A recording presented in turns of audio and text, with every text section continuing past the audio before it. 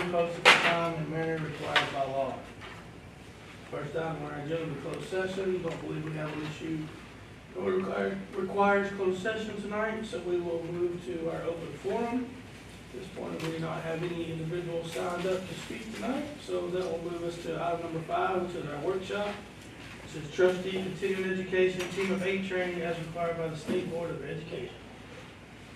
Mr. Archer, thank you, and members of the board. I'm very pleased to introduce Kim Caston.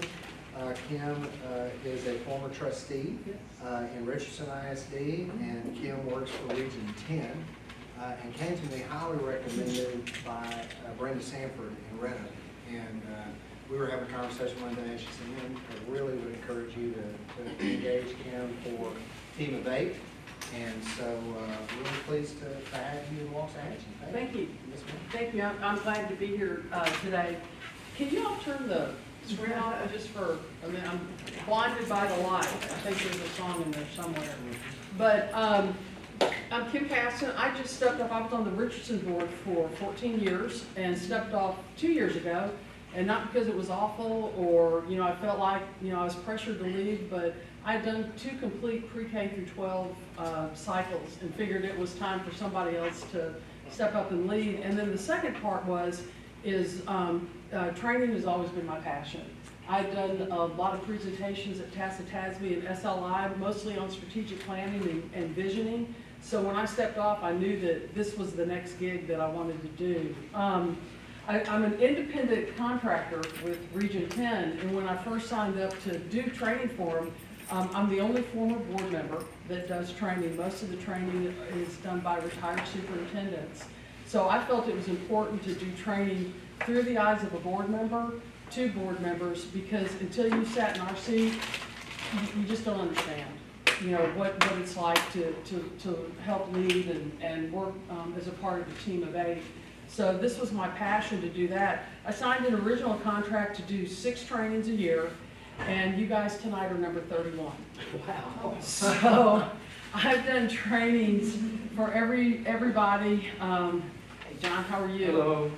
I was just Kim Caston, former Richardson trustee, and doing your training tonight. So Nice to meet you. thank you.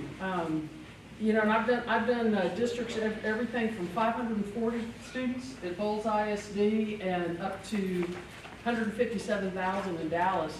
But I'll tell you the analogy. It's doing board trainings is a lot like football. Whether you're a 1A or a 6A, it's all the same. On offense, you're going to run trips right, trips left, or a power I up the middle. And on defense, you'll do a 3-4, 4-3. And either bring the outside linebackers down on a rush or push them back in a cover 5. So I am the mother of all boys, and I was football team rep for more years than I can possibly remember. But it's the same thing. So regardless of the size of the district, the foundation is the same, but it all starts with one thing. You can't do any of that unless you have good blocking and tackling. And we all know that to be true. So I am a graduate of Richardson High School, and I came home afterwards, and my husband and I raised our 2 boys there. And but I'm really delighted to be here tonight in Waxahachie. I've driven through more times than I can count going to Austin, and it's great to finally be here with y'all tonight. What I like to do, since this is my first time with y'all down here, is just do some brief introductions. And so I can get to know you guys a little bit better. So I'm gonna ask 3 questions. First one is, how long have you been on the board? The second question is, where'd you graduate from high school? I always find that to be really interesting, especially in North Texas. And then my third question is this, why did you run for the board?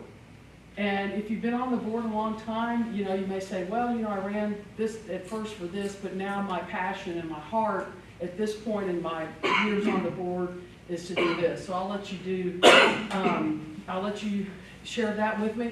I'll share with you real quick my reasons, especially living in Richardson. The first one is I really believed, and we're now 60% economically, we mirror the face of Texas. We're 60% economically disadvantaged, 40% Hispanic, 30% white, and 25% African American. I firmly believe that education is the only thing that helps you overcome social and economic disadvantage. And then the second thing that I know to be true across all parents is every parent wants the hope for a better life for their kids. My kids are doing better than I did, and nothing makes me happier. And then my third reason was, I was first generation, my kids are second, and now if I did the right things when I was on the board, my sons would choose, who live in Richardson, to raise their third generation RISD graduates. So that was my heart for the board at first, and then that's kind of sustained me through 14 years of board work, COVID, and all the challenges that came with that. So with that, I'm going to go ahead and ask Judd to get us started. I'm also a former coach too, so I can look over here, but see you over there. This is my 7th year. Okay. I started my 7th year on the board. I graduated from the very building we're sitting in right now. Oh, wow. So I've been here for my whole life. I guess the reason I got to the board, I've been active with the district through the Education Foundation for Okay. 6 or 7 years. Melissa was on it with me too. And I was about to come to my end of the eligible time I could do on a committee or serve. And so this was kind of the next step for me and giving back to the. Did anybody come to you and say, you know, Judd, have you ever thought about? Yeah. Yeah. Really. Great. Thank you. Tell me, your kiddos, are they still in school or? Yes, I've got an 8th grade, a 6th grader, and a 2-year-old. Okay. Awesome. Thank you. Nice to meet you. Well, let me do this, and I'll go over here to Melissa, and you go next, if you would. Okay. Let's see, first question. How about get on the board? Oh, this is my 6th year. Okay. Are you up to that? Yes. Okay. All right. And, let's see, I'm a Wiley pirate, graduated from Wiley High School. I'm I a- actually went to school in Richardson in like Forest Ridge? Yeah. Forest Yeah. Ridge Elementary? Yeah. Yeah. Lady like ski shop up in the. Yeah. It burned down. Yeah. And I ran for the board because I have a background in school public relations and been involved in schools since 1993 in some form or fashion. And so I just always believe in, I chased after it. I mean, it was something I really wanted to do because I believe it's important to volunteer in an area where you have some expertise or something to offer. So that's why I did it. Awesome. And then tell me about your kiddos. I have both my kids are Waxahachie kiddos. My son graduated in 2017, and I have a sophomore.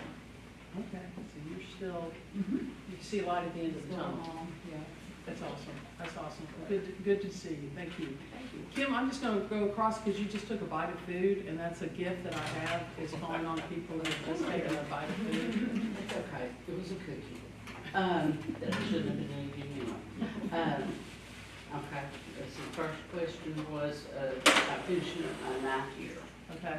and, I am, what was the second question? Where'd you graduate from high school? Blum High School, I'm a Blum doctor. Wow. How big was your graduating class, if I can just inquire? You want to guess? No. Do I need- I graduated second, and I did not make the top 25%. So I went to a private school. No, there were 14 that actually graduated. We dropped 3 at the end. We had 17 until the last semester, and they dropped out. So, second salutatorian makes you the valedictorian of the bottom 50% then? Yeah, that's it, that's Okay. it. Right. Good way to look at it. Doing that quick math. Yeah, yeah. And I taught in 31 years, I taught 28 years in Waxahachie ISD at 2 campuses. And I just have a passion for kids and a passion for teachers, being sure that teachers are treated correctly. And let's see, that's why I'm here. So are you up in May? Okay. I'm up in my, Great. Well, I'm not gonna go too far from you, Clay.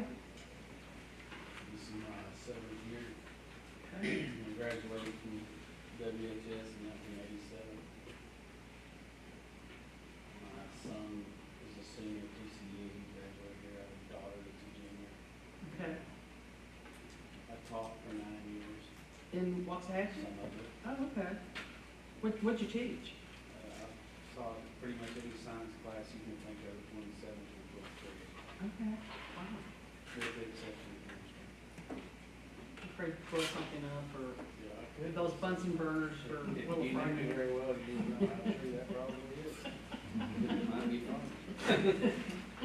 But I taught and coached, and I enjoy giving back to the community, but I have no desire to be in a classroom anymore. It would probably be bad for the district and the press, they would see behavior to its children. But, anyway, Great. there you go. Debbie? Oh, this is my 5th year on the board. Okay. I graduated from Paris, Illinois. Oh, okay. I retired after 40 years in education as a teacher and a principal. So, In Texas or up in? I had a few years in Illinois, but most of them here. Okay. 30 of them here in WISD. Okay, wow. And my passion's been kids, and so that's why I'm on the board. My kids already graduated a long time ago, but I've got 3 grandkids, 8th grade, 5th grade, and 3rd grade. Kind of, those grandkids change your perspective. don't they? That's amazing. That's great. Kim, I didn't say, I have a daughter, and she's a teacher in Red Oak. Oh, okay, okay. She's in good hands with Brenda. Oh, yeah, You know, that's she's loving it. Dusty, because John is still chewing, I'll give him a chance. 8th year, Okay? graduated Waxahachie High School, this exact building we're sitting in. I just had a desire for public service, and at that time, this board was the one that needed the most attention. So it's between this and city council? I don't live in the city. Ah, okay.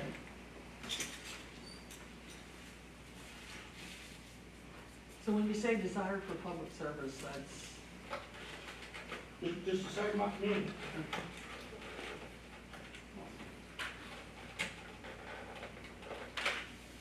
okay, John, go take a bite. All right. Yes, I'm John Rogers. I'm on my 6th year, so I'm up in May as well. Okay. And I graduated from here in 1989. And I have 2 girls that graduated from here as well.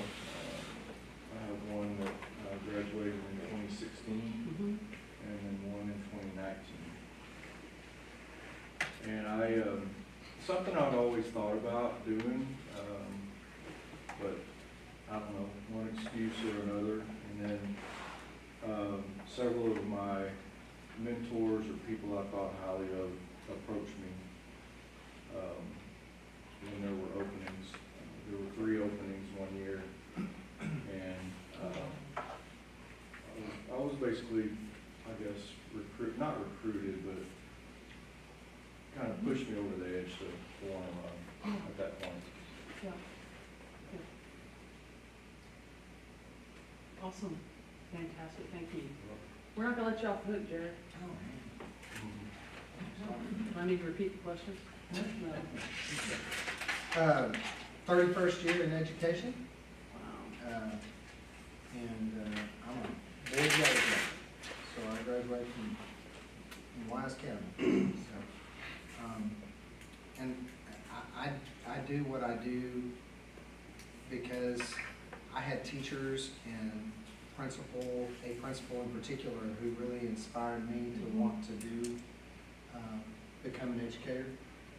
And I believe in my heart. I mean, there are people who work entire careers and wonder if they ever impacted anybody. And this is a profession where if you choose to, every day you can have a positive impact on another life, and that's worthwhile. Not everybody can say that. That's right. We had a principal, I used to do communications for our district. And long-term service in Richardson is real important. And I remember videoing the principal who's about to crash. She said, you know, if we can make a difference in one child's life, just one, how fortunate we could be. That's right. And I've never forgotten that, you know, so, the responsibility that we have on our shoulders, you know, from going from our own kids to 11,000 plus that you have, that's a heavy weight, and same for you every day. It's interesting, as I look, 1, 2, 3, 4 Waxahachie High School grads, and what struck me was, you know, just all of y'all said, I want to give back to serve. And that's unusual because when I do these and I ask that questions, a lot of times people have different reasons. You know, I'm bringing my business background, I've got this experience, I always wanted to run, but it's the heart for service that y'all have. And then the other thing, and I think everybody could probably answer yes to this, and a couple of y'all did, is it always seems like somebody comes up to you and they go, you know what, I think you'd really be good on the board. Or have you ever thought about it? And the first thing to go is, no.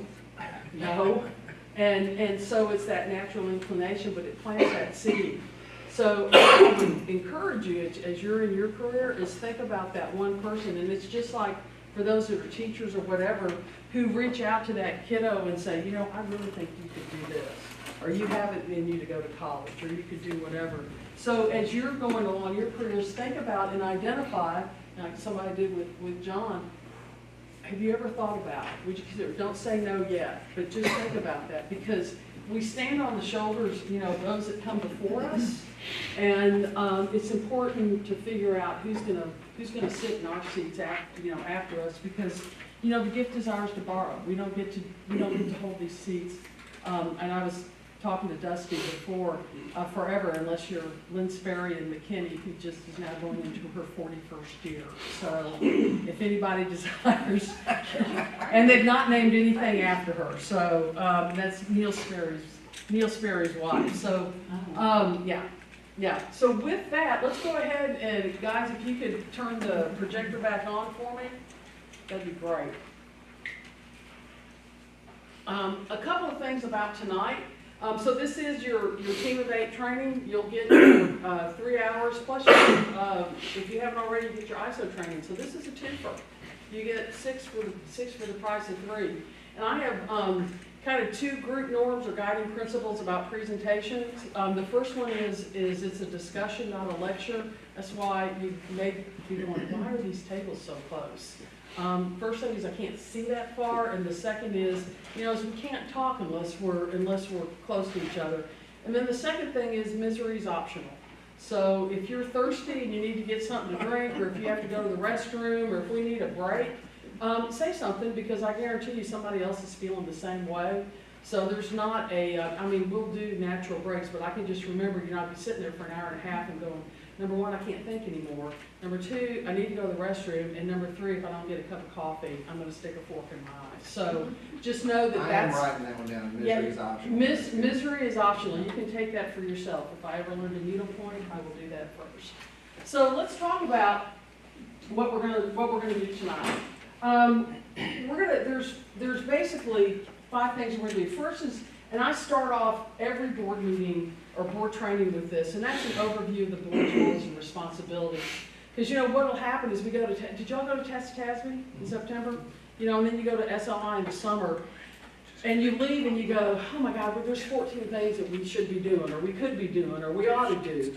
And really, when you go back to it, it's only 5, but it's something that we need to go over. Ty Jones, who's a trustee up in Lancaster, if y'all know Ty, he's been on their board a long time, 15, 16 years. And he said, Kim, this part of the presentation is like a good sermon. You know, it's things we know, but it's helpful for us to go back and review and revisit again. And he said, and then the second thing is I feel like you're a preacher and you're just staring me right in the eye every time you talk about these 5 things. And I'm like, no, actually I'm looking in the mirror and going, oh, I didn't do that one very good. The second thing we're going to do is we just kick off and do a quick review and a level set of student performance in Waxahachie. And it's your 2023 data. It's what I do before I come. I look at your data, I look at your taper report, I go on your website, your pictures are fabulous, and your balanced scorecard is awesome, and we'll talk about that. Then we're gonna do a brief thing on board vision and purpose, and it's been one of the most impactful exercises that I've done with boards for the last year. And then we're gonna go through just an overview of accountability, goal setting, and best board practices. Again, it's a part of that. Let's revisit, let's reset, let's go through our foundation again of what we do. And from that, Dusty, I'm gonna let you handle next steps and where it is as a board that you guys wanna go from here. So, this is the slide that I always start with. And what it is, it's our charge from the Texas Education Code. And I look at it like this. I know y'all are at Second High School, and a lot of it is dependent upon a couple of things. Number one, who's responsible for sewage in Waxahachie? City. Who's responsible for new homes and flats? City. Economic development? City. Culture? City. Churches, your community. But when you look at it, the only folks who are responsible for educating the children are us. That's it. Now, people can weigh in, but at the end of the day, it's our responsibility for the academic achievement of our kids and preparing them for their next stage in life after high school. So our charge from TEA is that we're supposed to provide a quality education that enables every child, all 5.4 million, but especially the 11,000 plus here, to achieve their potential to be able to fully participate in the social, economic, and educational opportunities of Texas and our nation. There's a reason that 60,000 people from California move here every year. It's because they want what we have, which is great communities and good public schools. So if you think about then going to knowing that that's our responsibility, what's our role as a school board? Well, the first one is ensuring the creation of a vision, mission, and goals for the district and evaluating the district's success. Y'all, this is one that we tend to gloss over because we go, okay, we're done strategic plan and we've got a vision and a mission. But it's really focusing, and we got this through House Bill 3, on the goals for the district. And a lot of times, superintendents will get really frustrated because they'll go, okay, y'all, we have superintendent goals, we have board goals, we have district goals, we have district improvement plan, we have a strategic plan. Give me one set of goals and let me manage to that. And so the goals that we have are the goals that are going to drive our district to success. It can be academic. There are those large, high leverage goals. It can be academic goals for our kids, always as a part. There's a staff goal, especially for those districts that are having troubles with teacher turnover. If you're doing a bond, which congratulations on your $500 million, you might have a finance goal, you might have a facilities goal. But our charge is while these are collaborative with our district, the goals are set by the board. We own the goals. The second part is that we hire a superintendent as our chief executive officer and instructional leader, and then we evaluate the superintendent's success against accomplishing these goals. And one of the challenges that we have, it's not a challenge, but in evaluating their success is often we look at the superintendent's evaluation as a check the box for rolling the contract and compensation. But really and truly what we're doing is we're evaluating their success against the goals of the district that's going to move our district forward. The third thing we do is we adopt policies that guide the district actions. So what I want you to think about is that the policies are the what we as a board who are representing our community, representing Waxahachie, desires for our kids, our staff, our parents, and our schools. We adopt the what because it's the superintendent's job to do the how. Okay, we set it at 30,000 feet and then we turn those goals over to the superintendent, and it's up to the superintendent through working with his staff and the initiatives and programs in place to make it happen. We approve an annual budget that's consistent with the district vision. Do we create the budget? No. No, the best way, and this was a great example, the best way to think about adopting an annual budget is we're setting dollars to the district improvement plan. Okay, got it. because the district improvement plan is designed what? To accomplish the goals through our superintendent. So we adopt a budget that's basically setting dollars to the district improvement plan. And then finally, our fifth one is communicate the district's vision and success to the community.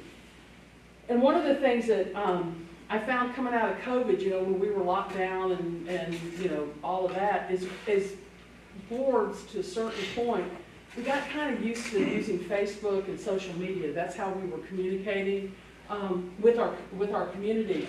But if we're going to communicate the district's vision and success to the community, what's important for us to remember is that we have to be able to articulate, number one, what our goals are, and primarily for parents who care most about their kids, it's going to be academic, how what we do impacts academics, and then the plans, where we are today, where we're trying to go, and the plans and initiatives that we have in place to close those gaps. Okay, so for example, as I like to say, you know, we're in Brookshire's, and you always have that person, Clay, you're in such a bad spot tonight, and I apologize. You always have that person who comes, you're my example, who comes up to us in the produce section and goes, I know this is probably not the best time to ask you this question, but I'm going to ask you anyway. I know, as your ice cream's melting. But, you know, especially, you know, when you find that you're doing new curriculum and instruction, and you're going to have people, look, I'm from Richardson. I went to First Methodist Church in Richardson with half the teachers that had me, current teachers, principals, and the superintendent. I had one person in communion once go, hey, and I'm like, not now. That's when I said not now, yeah. But it's being able to say, you know what, here's where we are in with our curriculum and instruction. We've identified we have some opportunities. So Dr. Hollingsworth has put this in place. We're monitoring it on an ongoing basis. And then as things go, we will course correct as necessary. But we've got to move forward. So it's being able to articulate clearly. And Jerry, that's the challenge for you and your communications department, is providing those nuggets to the board so that they can all communicate consistently with the same messaging back to the district. That was always one of the most important things that we can do. So again, coming out of Tasby, where we think we've got 20 things to do, we don't. We have 5. That's our goal. You know, one of the things that when we talk about the other charge that we have from the state is that our job is the Board of Trustees of an independent schools district shall provide informed oversight regarding student academic achievement and strategic leadership for maximizing student performance. So my first question is what's the difference between strategic leadership and leadership?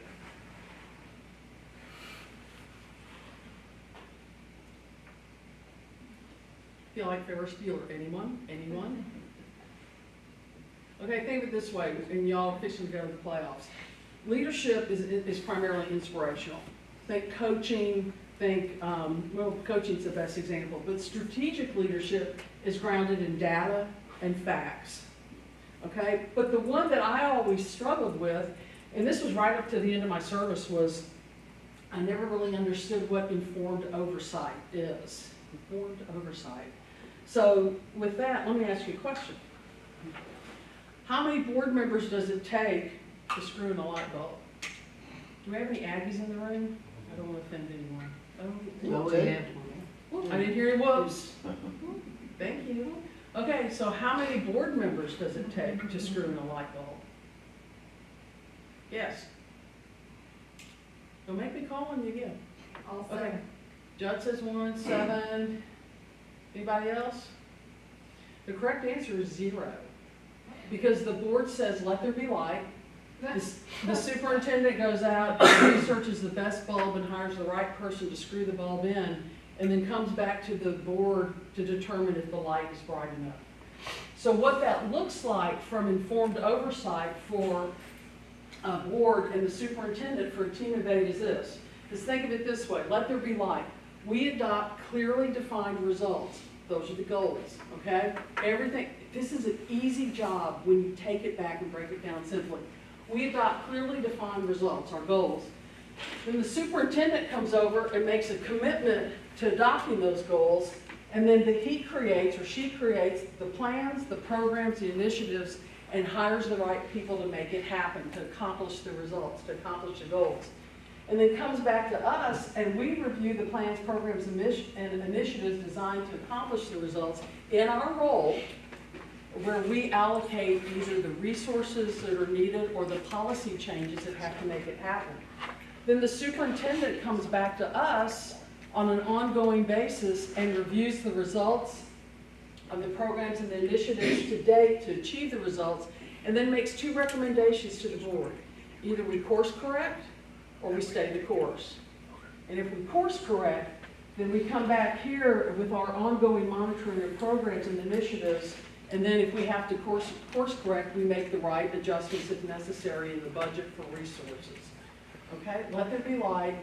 He goes out, finds the best bulb, finds the right person to screw it in, and then we come back and tell him if the light's bright enough. Here's a big challenge for boards, okay?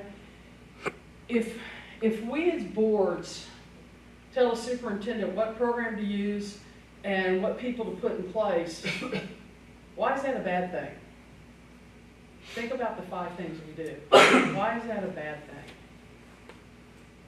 I also call it micromanagement, because if the board tells the superintendent what to do, then we can't evaluate him in his job, because we're the ones that told the superintendent what programs to put in place and what people to hire.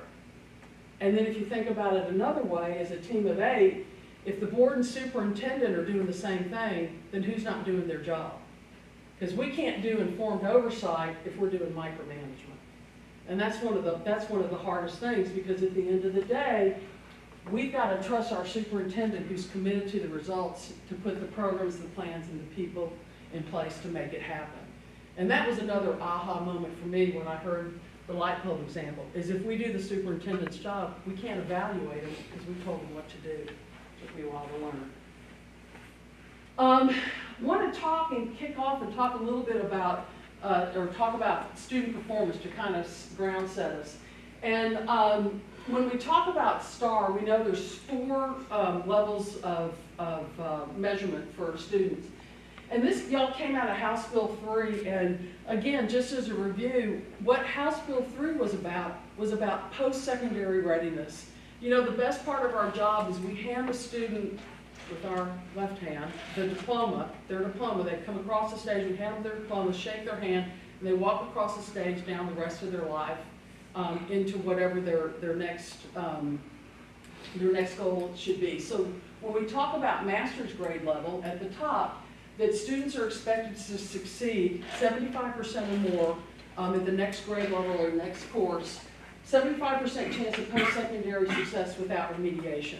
So these kids are ready to rock and roll in August when they come back to school or when they go off to college. They're not going to be wasting their parents' money doing remediation. Meets grade level, my kids will meets grade level and masters, but this was then, they have a high likelihood of success, 60% chance of moving forward without remediation. But at the beginning of the year, think about it, you might have the same kids I did, they just needed a little review.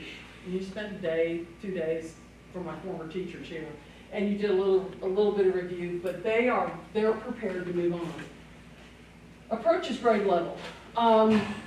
Approaches grade level, students are likely to succeed, but with targeted academic intervention. So these are the kids, what was the House bill that these kids that focused on post-COVID? 45-45, yep, the tutoring. So so this is where the tutoring came in, to get our kids prepared to move on to the next level.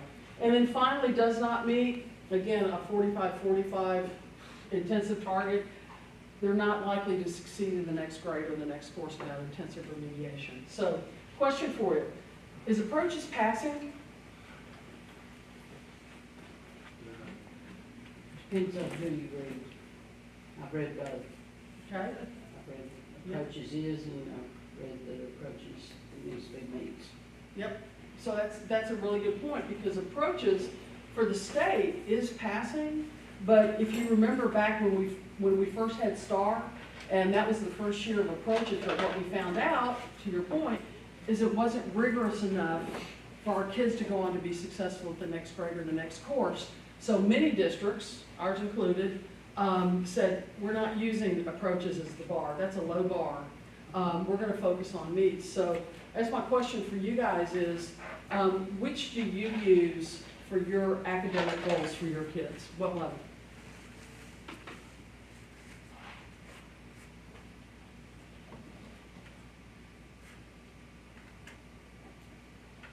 Jerry, you wanna help them? Well, Or perspective? the best perspective I can provide on this is that we really need to be looking at our kids meeting grade level or higher. Because it matches up with all the work we're doing right now with high quality instructional materials. It's intended to make sure that we're instructing kids at grade level or higher. And so it makes a lot of sense for us to look at meets grade level as our target. Versus approaches. Yeah. Approaches is a feel-good, but meets is what really will prepare a WISD kid for the next level. Because here's the deal, what is it that you want for kids and what is it that everybody wants for their kids? They want them to be able to compete and win in the classroom, on the playing field, and on the performance stage.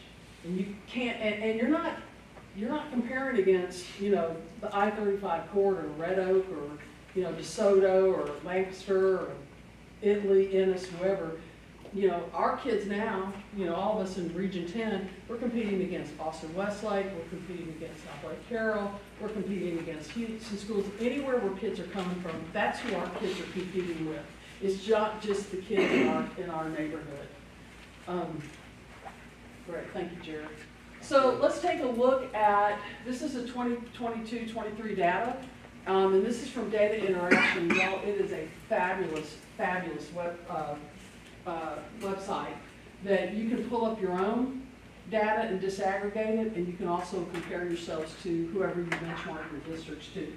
But if you look at 3rd, 4th, 5th, 6th, and 7th and 8th grade, and this is broken out, blue is all kids, orange is Hispanic, gray is African American, yellow is white, blue is economically disadvantaged, and green is special ed.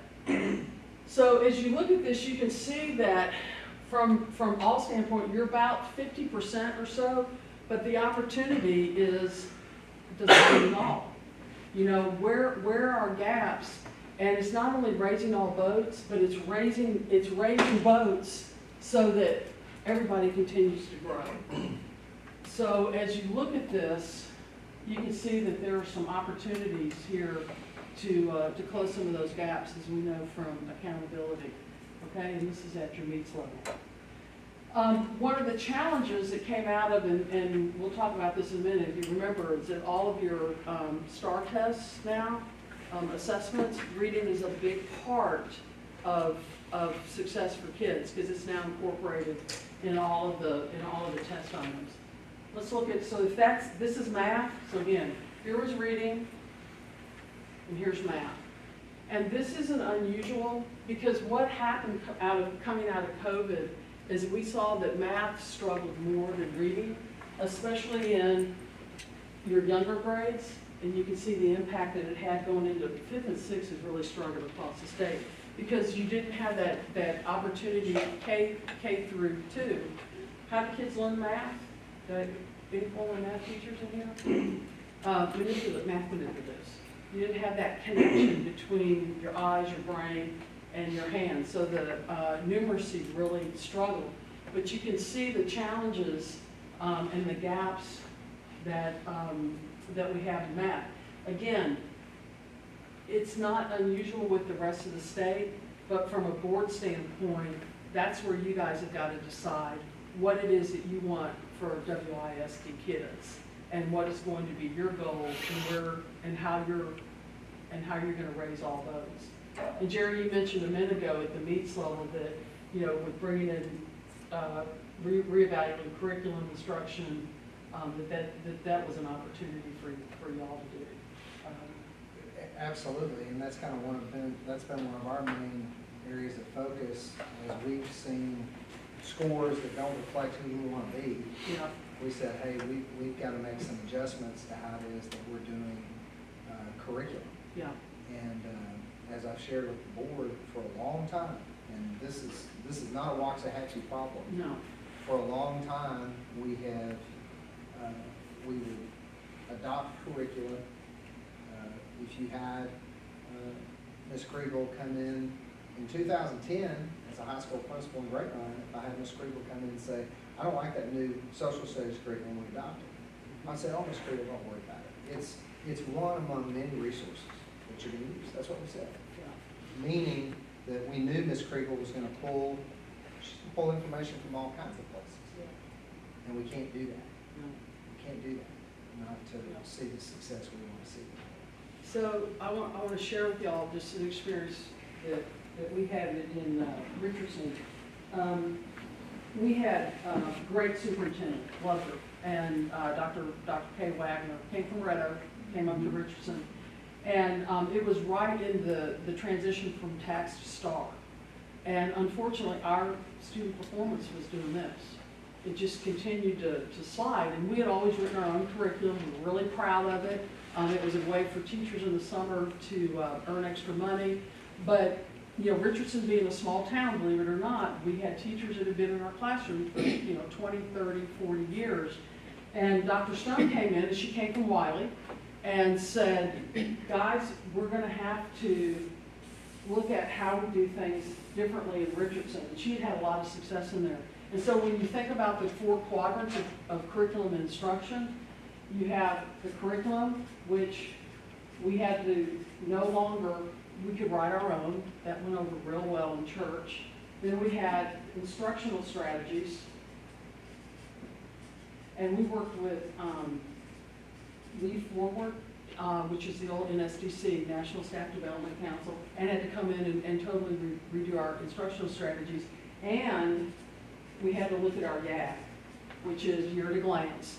And we had to start putting in place structured lessons to make sure, across our elementary schools that every kiddo was getting taught and prepared for the next thing. And that was hard, because we had a lot of love lessons out there. We had teachers that wanted to teach To Kill a Mockingbird for 6 weeks, and we just couldn't do that anymore. And then we went to professional learning communities, and that was something that was new because we had to vertically integrate.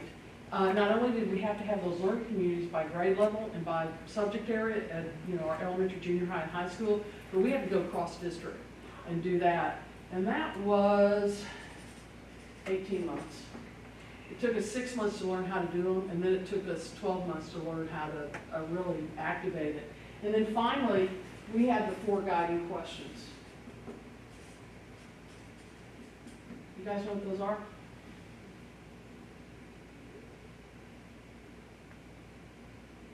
Sure. And we want students to know. Okay. Okay. How will we know when they know it? Yep. What will we do if they don't? Yeah. And what will we do if they already know it? The 4 guiding questions of a PLC is huge because it addresses all kids, from the kids at does not meet to approaches to meets and masters, because so many times what you hear is people will say, especially for kids who master, my child's not being challenged, or my child is teaching other kids in the classroom. So if you're doing these 4 questions with fidelity, then everybody's going to grow. Everybody is going to go, and you're going to put those the curriculum, the instructional strategies in place to prepare them. The other challenge is, and this is where PLCs came in, if you're a high school teacher and a kid comes up to you and they're not doing well in ELCs, so often it's easy to blame the high school. You're like, what's going on with you guys? And they're like, wait a minute, these were your kids for 8 years, and now they're not prepared. So when you look at this, you realize that for the kids to be prepared at the next level is that you've got to do and make some really hard decisions. And I'll tell you, we turned it around. But it took us 2 years, 3 years really, to get to where we needed to be. And it was hard. And nobody liked it. But, Jeannie had said, if you guys will support me, this is what I did in Wylie, and it worked. And I'll tell you one of the things that I have been impressed with, and we'll talk about it a little bit more. I read your balanced scorecard. You guys are spot on. You did a heck of a job with this. I know it was hard work, but this is a great roadmap to success. And if we in our roles in the board supporting our superintendent, your kids they'll not only survive, but they will thrive academically. So, I have seen it happen. All right, so I'm gonna put this over here. All right, thoughts on this? Guys, do you have any thoughts on, is this new news? Is it old news? Is it how do y'all feel about the results that you've seen here, both for reading and for math? Not good. It's not acceptable. Yeah. Long term. Yeah, To be honest with you, I was surprised math as high as it was. yeah. Well, and you know what else is interesting, y'all? I went back and I looked at 2021 data and 2022 data, and y'all kind of done this. You go up a little bit and down a little bit, up a little bit, down a little bit. So if I had to characterize what academic performance, it's kind of flat. It's kind of flat. It's not dynamic right now. So, you know, I love it when you say you feel like you've got some opportunities there in our role. Well, let me go to this. Will y'all turn off the light just for a minute, because this is, again, brightening my eyes. So this is a really, turn off the projector, I guess that's what I'm trying to say, thank you. So this next part has been what I call the 2 key questions for boards, and I have found this really insightful. You know, so many times when we come to a board meeting, and when y'all come to a board meeting, Dusty will say, y'all, by the way, thank you for starting at 5 o'clock. Every time. That's unusual. Every time. That is unusual. I appreciate that. But you get into a board meeting, what's the first thing that the board president will say is, y'all, we got a full agenda tonight, so we need to get down and we need to get after it. And so what we don't often have the opportunity to do is to really talk and to really to share things that aren't, of course, you know, we're somewhat limited when an initiative or information or action item comes up. We have to speak only to that. So what I love about this tonight is an opportunity for everybody to be heard. And are y'all, since you did the balanced scorecard, are you doing this, are you in strategic planning or doing any of that? So No, that we was did your our, strategic we did plan. our vision and core values. Okay. That was the first thing that, when I got here, just over 2 years ago, Okay, we did our vision and core values in the first several months. And then in the spring of 22, okay, we shifted our attention to PLC, okay, and we trained and did PLC for 1 year. all right, And here we go. okay, great, okay, so, here's my question for you. When our district becomes the best we can become, we will be known, I'll drop that one on, for, ... So that's the question I'm asking y'all. When WISD becomes the best it can become, we will be known for ... So think about this, when y'all go down to Tasby, and you have on either your green polos, or, you know, you're wearing your badge, and it says, you know, Waxahachie ISD, and people see that and they give that little audible gasp that they always do. What will they think? What will y'all be known for? For academics, Okay? And what do you mean by that? that would do well, Okay? that our kids excel. Okay. Kids excel. In other words, we're an A district. Okay. A district. All right. What else?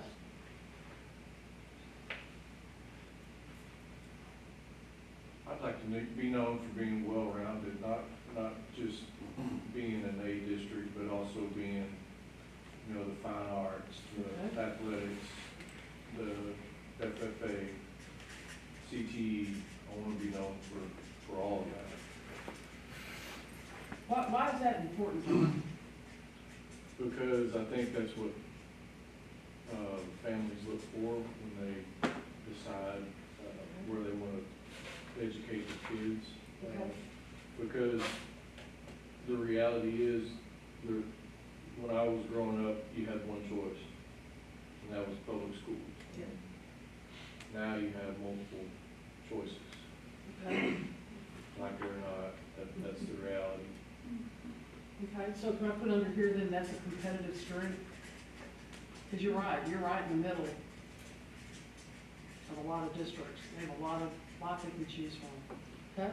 And I would say that is our strength right now, is our athletics, our FFA, our fine arts, you know. That is, you know, we're already at the top on those. It's academics that we're not, that we need to grow. Okay. What else would you be known for? Leadership and, staff and teachers that are all on the same page. Okay. When you say leadership, are you referring to? All of our anybody that's in a leadership position in the school Okay. district, I guess, administrative, right? Yeah. Admin, staff? I mean, anybody that serves in, even a team leader, you know, on campus.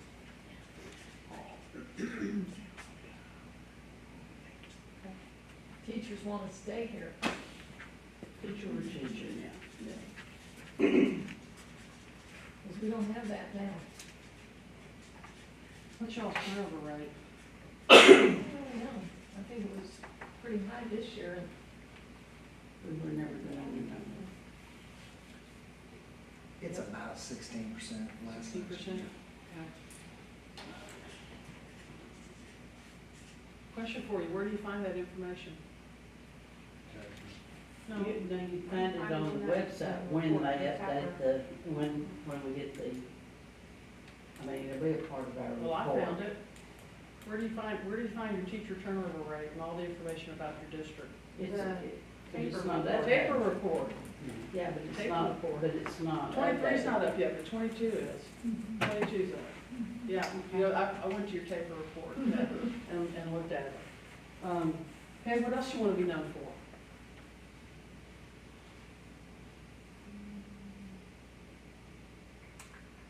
Low dropout, right? Okay.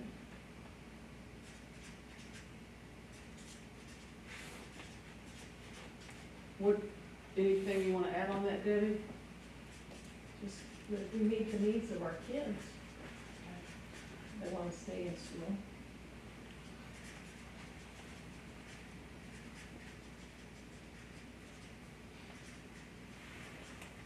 Do you have a credit recovery in high school? Yes. About how many kids go through that a year? They increased it. Yeah, we didn't have any graduate last year. 178 last year. There's so many that graduate through the year.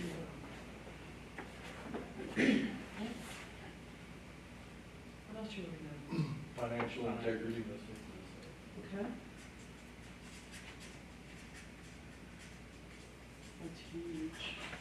Turnover rate for teachers at 21-22 is 16.4. Okay. Huge. Don't take it for granted. Don't take it for granted. Got it. So Jerry, you said the turnover rate was what? 16.4. Yeah. Clay, did you, I'm sorry, did, I was gonna say what John said. okay. Should I put did I? I can do it. And I'll do this. Times two.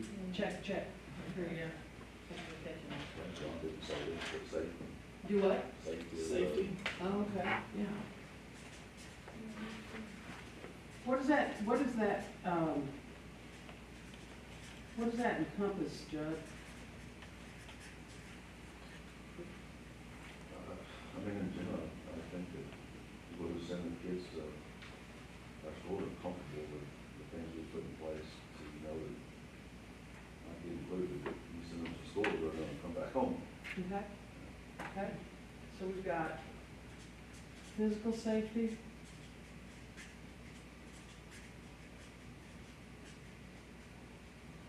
What else? And it's from outside and inside threat. Oh, You know, okay. you know, Okay. you know.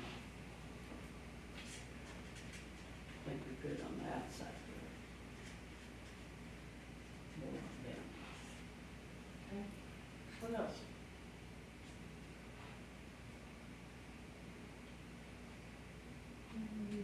I would think that, and this is something we have, that we continue to be known for being a district where the community is proud and involved in the district.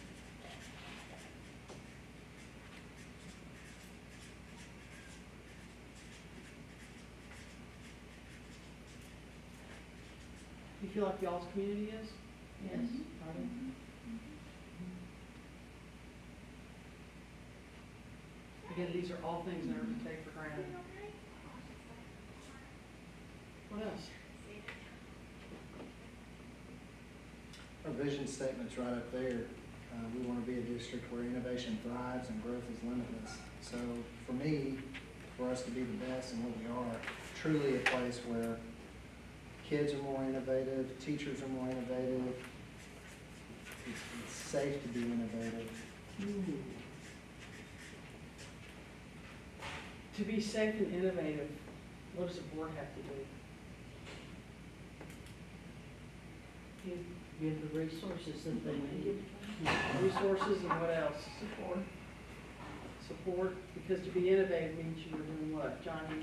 Well, I don't know if this is what you're looking for, Yeah. but you have to be approachable and you have to be accessible. Okay.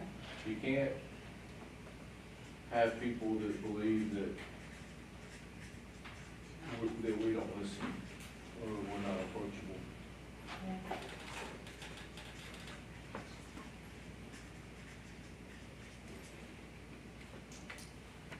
The other thing is, if you're innovative, you're a risk taker. And you gotta have a board that supports your superintendent and staff in being innovative, because that means you're gonna have some disruptive change. Absolutely. What else?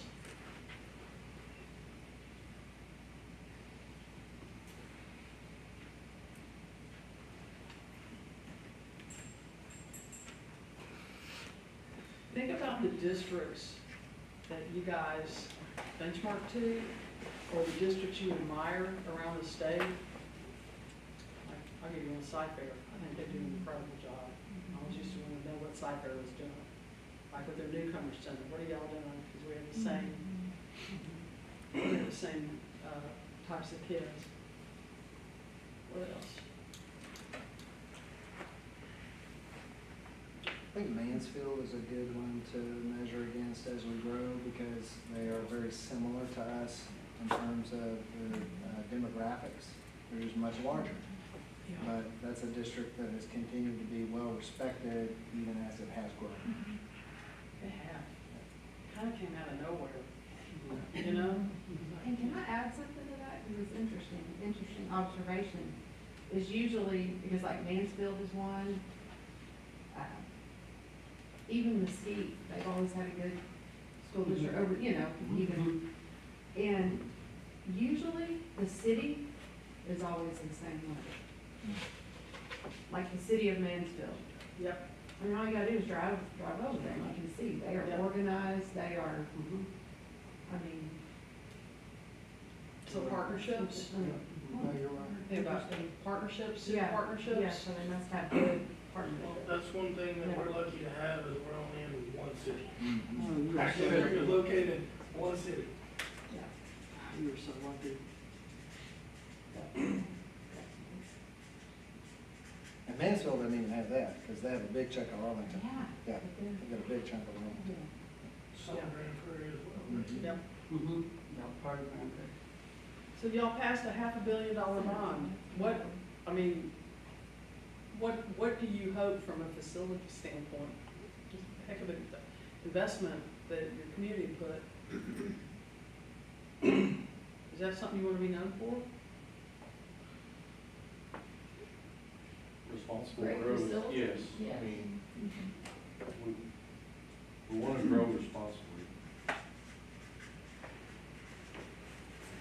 Okay. Nice facilities, you know, we're very proud of our old buildings too, because our maintenance guys do a great job of keeping those up.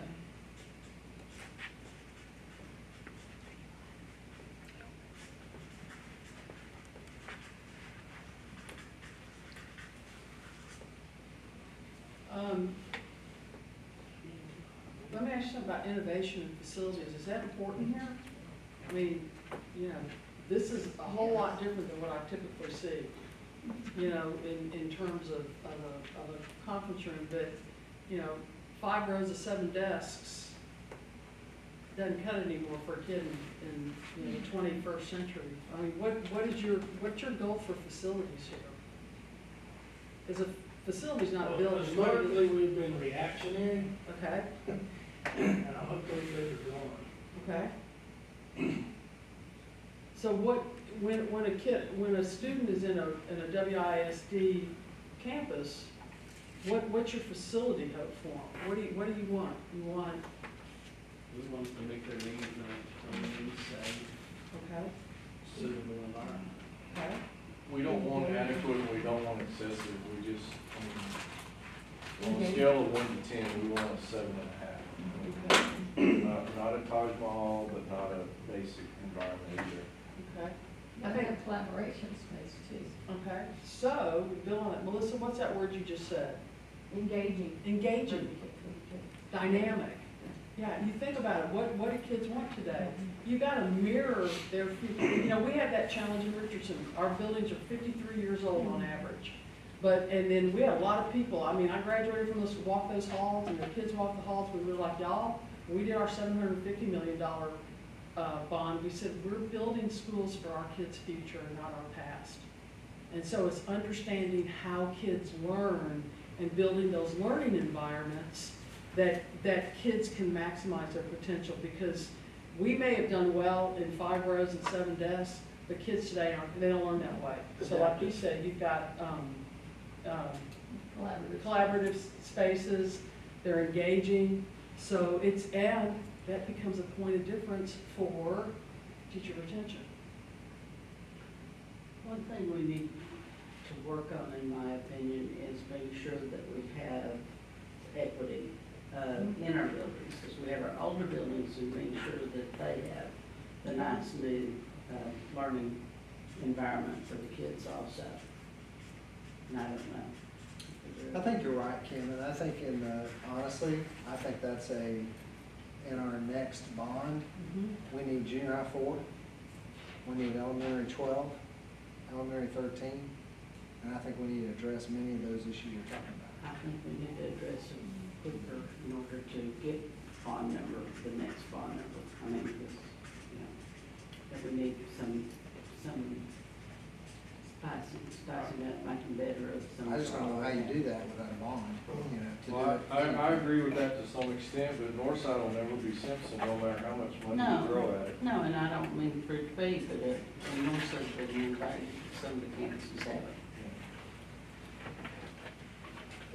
So y'all, as you look at this list, and I got more paper, you know, you think about the critical areas, the departments across functions, you have students, staff, curriculum, instruction, facilities, finance, community. Think about it for a moment. Does this list capture everything that you want Waxahachie ISD to be known for? Because this is y'all's job. This is y'all's job.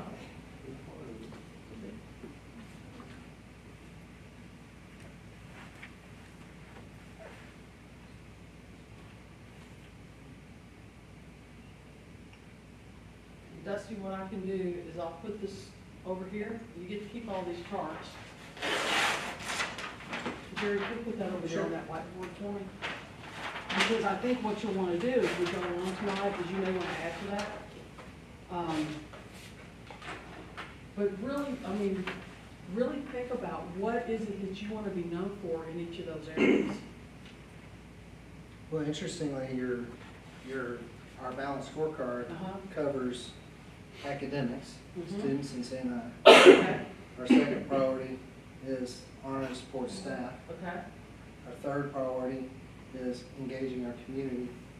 And our fourth priority is finance, which includes facilities, et cetera. Put a number by each one of those.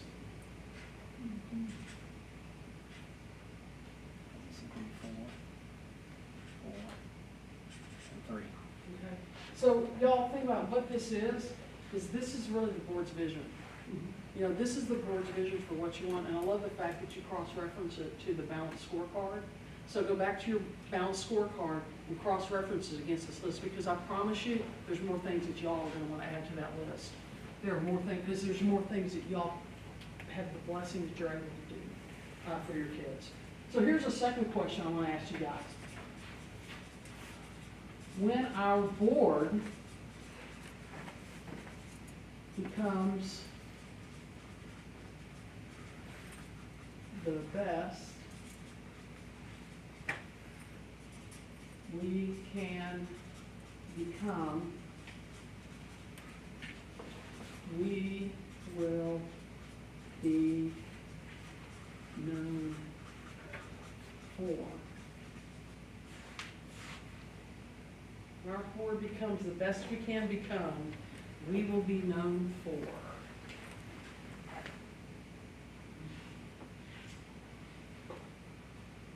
Making good decisions that are best for kids. Okay?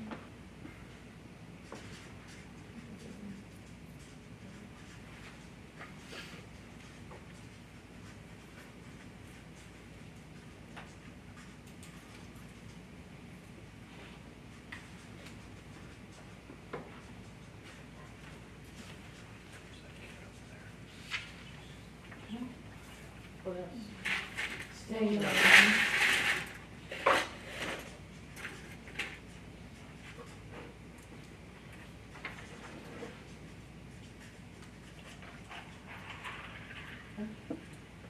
One of the things that we already are, is committed to our love for public education. And that's a big deal to have 7 board members in today's world.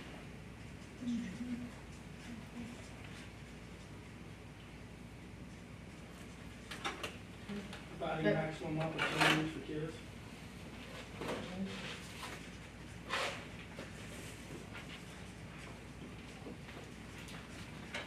What does that mean, Dusty? I mean, obviously, we need to be adaptive. I was gonna say adaptability is probably something to add to that, but we need to be able to adapt to the ever-changing environment. The board needs to be, you're willing to do that. I mean, you see how education's changed over the last few years. So is it adaptability and evolve? Absolutely. Is that, okay, this one? Okay, what else? Eliminating lack of planners as opposed to being reactive. Okay.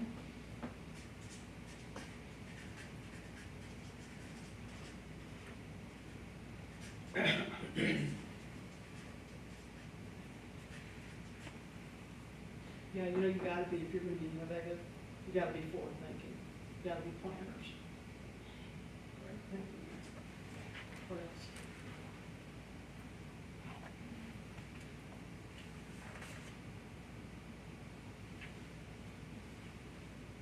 It's like the CCMR, just giving our kids choices. Okay, Somebody said it already. okay, our board will be known for, Opportunities, wide variety of opportunities. That's all you can say.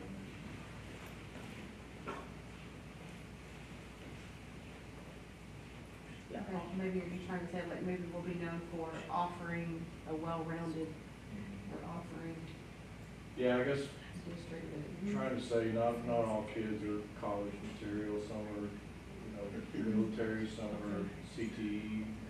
okay. Just being known for having choices.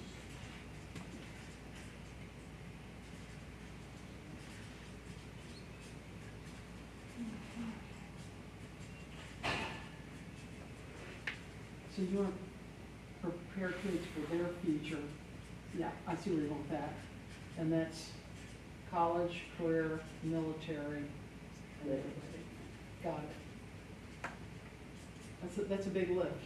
That's a big lift. Okay, what else?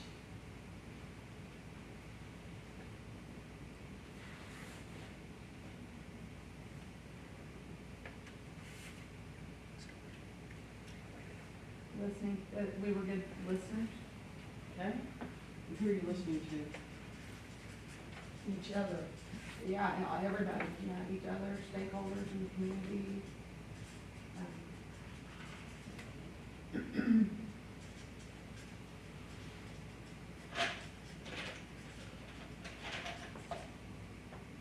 What else?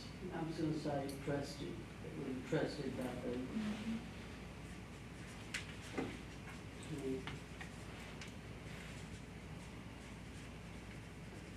What do we always say? We serve at the pleasure of the community. What else? Our financial stewardship.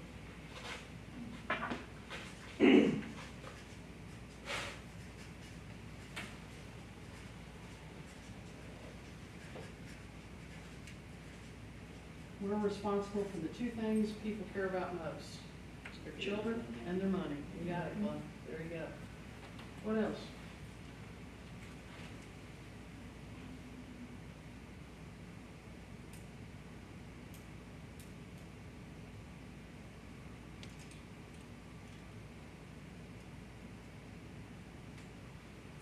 I think that's pretty ambitious. Think about your team of 8.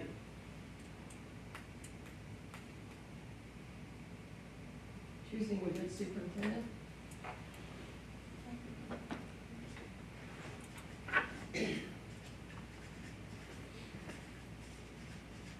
What else about your superintendent that you want to be known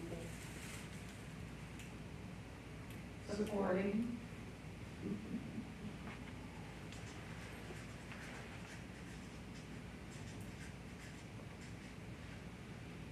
The boards provide cover for superintendents. It takes a lot of hard decisions to make, but when the superintendent knows that the board supports the superintendent in their work, they can be innovative and they can be risk takers. So can I pull that one from over here? If y'all are supporting innovation, that you accept risk.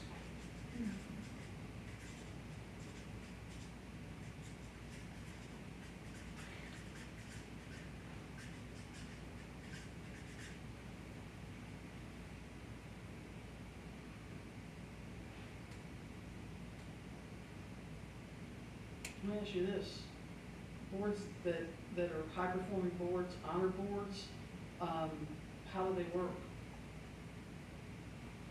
as a board? They respect each other.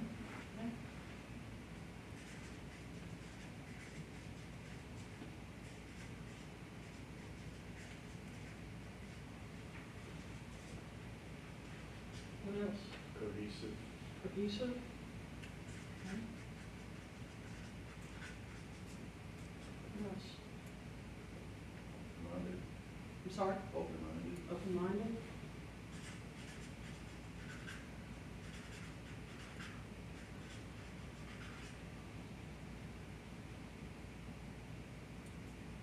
I know that HEB has, and it's one of the, premier boards, and I know they have like really tough rules for the board, and, Mm-hmm. they have expectations and rules. Operating procedures. Good, yeah.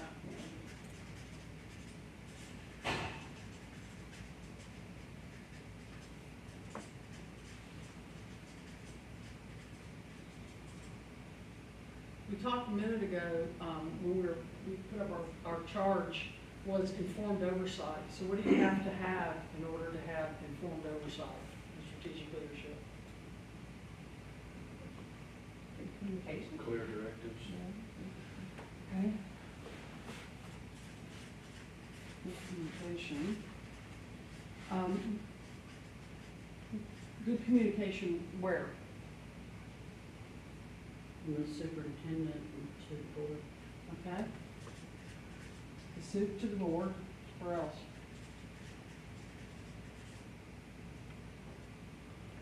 Forward to the board. Colleague to colleague.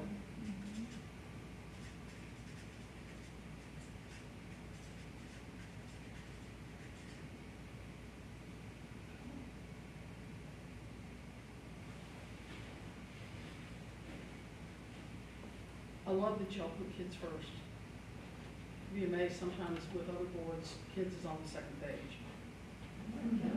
Yeah, but here, kids first, students That's why we first. do what we do. That's huge, that's why we're here, exactly. Board operating procedures, support the superintendent, good listeners, stakeholder engagement, planners versus reactive. If you can do these things, y'all are doing, you're a high performing board. You're a high performing board. So if this is your vision over here on this page, this is your purpose. This is your board purpose. This is what we want to do, and this is how we want to do it. And then you've got to find a way as a board to make this happen. Because if you do it, your kids are going to be successful. I'll point out, it's interesting to Mhm. me. So make good decisions that are best for kids, 100% the first thing. And it's the number one thing I'll tell people about this board, member to member to member, is they truly do put kids first. It is interesting that the last thing on there is communication, board member to board member. That's the other thing I'll say about this board, is they do struggle with that piece. Yeah. We do, as a team, just the board member to board member piece. And it sometimes, I think it keeps our board from being its best. Yeah. So, one of the things to share is I served with 21 different board members over 14 years. And I can promise you, I didn't like all of them, and they didn't all like me. And I own that, and I admit it. But the one thing that I could always say is all 21 of us serve for the right reasons, is we serve for kids. And I think that's what you see tonight as we've started off, is regardless of if we're about kids, we don't protect adults. That's what we do as board members. If we're about kids, we don't protect adults. Ourselves, you know, our superintendent, whoever. But at the end of the day, what transcends our personalities is putting kids first. And what you saw, y'all got work to do. And what I heard when I put up y'all's scores, and I could put up EOCs and it was the same, and it hadn't changed in 3 years, you got to set personality aside and put kids first. And you don't have to sing Kumbaya to start off every meeting, but you've got to come, all of these things that you've identified, all of y'all are capable of doing. And if you do these well, then your kids are going to be successful. And that's what you owe to them. And I'll tell you this, if you can't do it, then you got to make a decision about, because everyone here said, I want to serve. Well, you got to serve with distinction. And if you put, as long as you put kids first, you'll serve with distinction. So I hope you'll take that, I hope you'll take that to heart. You don't have to be best friends, but you got to put kids first. And y'all are, and I'm impressed already with what I've seen. Y'all are smart folks, and you care about this community, but just keep going back to putting on the kids. And that's a great segue to what we're going to do tonight, because it complements the work y'all did on Balanced Scorecard. You have put in the heavy lifting already, but where you've got an opportunity is oversight of student achievement and strategic leadership that's grounded in fact. And you got some smart people here that y'all are going to be able to figure it out together. I'm confident, and you got a heck of a, I was laughing to Jerry today because I mentioned to folks I was coming to Waxahachie, to some folks in Region 10 and other superintendents, and they go, oh my gosh, Jerry Hollingsworth, he is the best. So coming from others, you got the right instructional leader here, but can't go back and change what happened. And I used to tell people this, I can't go back and change what happened in the past, but I can put my stake in the ground and move forward. And that's what we gotta do tonight. Let's just put our stake in the ground and let's move forward for all kids, okay? All right, so with that, put that over there. So nobody has raised their hand and said that they're experiencing misery, which is always optional, but let's do this real quick. let's get it's 6:20, take, no more than 10, go get you a drink, go to the restroom if you need to, stand up, walk around, and then come back no later than 6:30. And I'm gonna move this out of the way, and we'll start our next part of our presentation.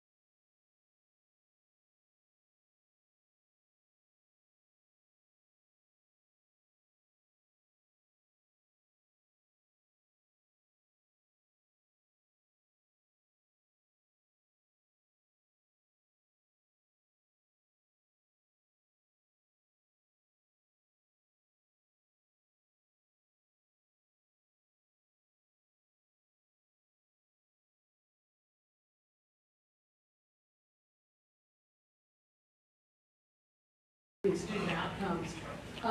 When I went through and looked at the board report that your C&I folks did for Balanced Scorecard Initiative 1 and Initiative 2, and I thought your C&I person did a really good job of setting up accountability for you, so I'm going to hit the high points on it.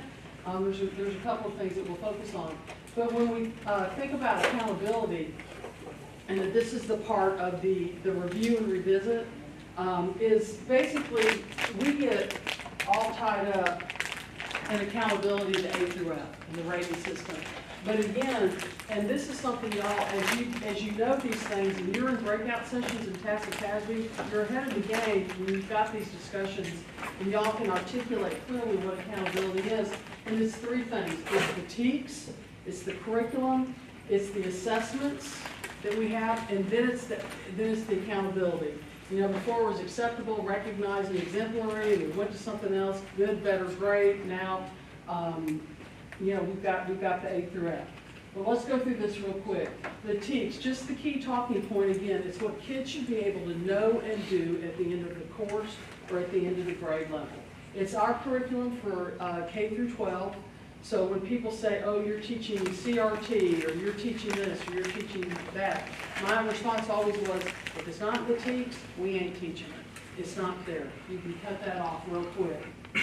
The second part is you think about the fact that it's aligned back to the TEKS, are aligned and identify what kids should be able to know and do. This to me is what's so important. Third grade algebra, holy smokes. When I was in third grade, I was doing, I think, addition and subtraction back in St. Louis. But this underscores the importance of reading, because now your math problems are reading problems. And if you can't read, then you can't do a math problem. So we've got our TEKS, which is then we have to measure it. And those of us of a certain age, we've always had assessments. Those of us of a certain age remember the little green Stanford reading assessment booklets. And then we all did ITB. Oh, you had ITBS. Debbie, you just had a physical reaction to that one. You know? I did. Yeah.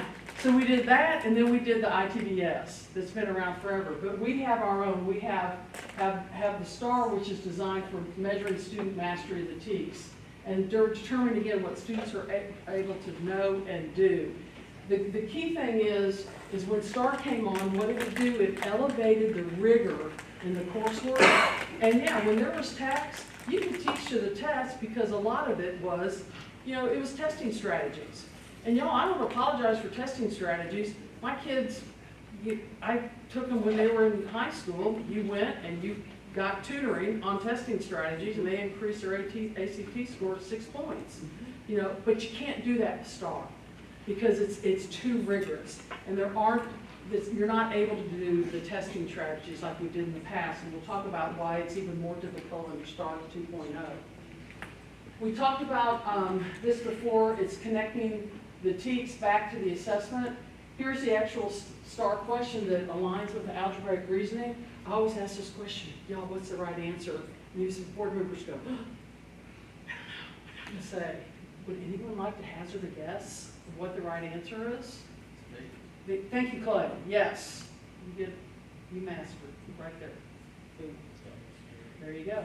And then again, we talked about measuring STAR student performance, and this is the Brett sitting next to you. You've been so good, Karen. I appreciate that. What about the norm? Every meeting. We talk about this, and again, focusing on meets as the acceptable standard in Waxahachie ISD. The alignment, the key thing to remember here is with House Bill 3, before we were myopically focused on elementary school. That's really where we did, you know, we always talked about elementary school STAR. But now with House Bill 3 and it being post-secondary readiness, it takes you all the way up to the EOC, and then it prepares you for the SAT, the ACT, the TSI, Texas Success Initiative, industry level, and industry level certifications. Okay? The big thing that I wanted to just focus on here again is how writing and reading are now integrated into everything. It's become a big part of what we do.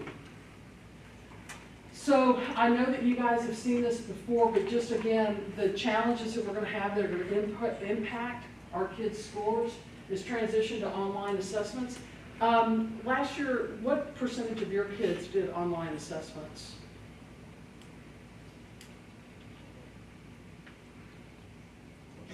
I thought the majority did.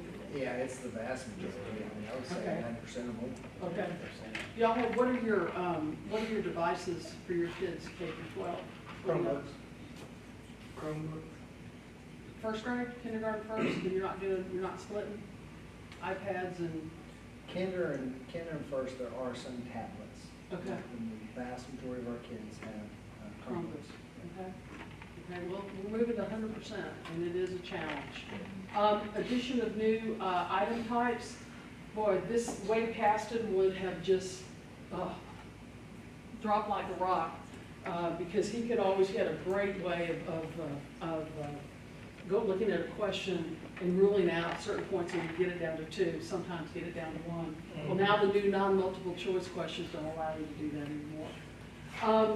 Incorporation of the cross-curricular passages in reading and language arts, the big thing there is before, if you were teaching 4th grade and social studies wasn't being tested, we might not have spent as much time on social studies, and maybe a little bit more time on math. But now they're using those grade level, what you should have learned in your other curriculums, and they're going to incorporate that into the test, so we can't do that anymore. And then finally, again, the inclusion of writing on all of your assessments. Reading and writing become critical. Okay? So, thinking about A through F, the reason I put this one in here is, I don't like labels. Nobody likes labels. Teachers are working hard, the kids are working hard, but the whole point of the A through F system and the accountability system is that we're wanting, again, to make sure that our kids are prepared for college or a career or for the military. So we're evaluating them on those upper level tests, but we're also looking at dual credit classes and how many of our kids are prepared to go right into, I think, John, you said it, not every kid is going to college. Okay, so what does that look like? So when you look at these 3 things, and I'm going to give you a sneak peek under the tent, at the end of this section, I'm going to ask you which of these 3 is the focus of Waxahachie ISD. Okay? So I'm going to ask you all that, and you can tell me which student achievement, school progress, and closing the gaps. This one is pretty easy. School achievement measures all tests, all students, all tests. Okay, so elementary, it's 100% star, middle school, 100%, high school is 40, star 40, CCMR, and 20% graduation rate, just like your district. So if you look at college ready, we all want to focus on our kids being, again, prepared to have earned a seat at the college or university of their choice. And the second part is if they're ready without remuneration. And then you've also got the outcomes bonus, and heaven knows we need, every additional dollar of funding we can get. So to be college ready, you either have to meet the TSI criteria in reading and math, which is SAT, ACT, the TSIA, or a college prep course, a 3 on AP or a 4 on an IB exam, complete dual credit courses, 9 hours in any subject or 3 hours or more in English or math, earn an associate's degree at global high school. Man, that's cool. That's really cool. And then complete and qualify for college credit. Do y'all do on-ramps here? No? Okay, that's the UT dual credit. So, question for you guys. Talking about college ready.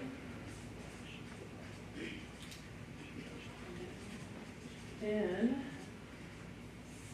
WISD, what is the highest level math that you guys offer here? Jerry, you don't get to be first. Oh, sorry. That's okay.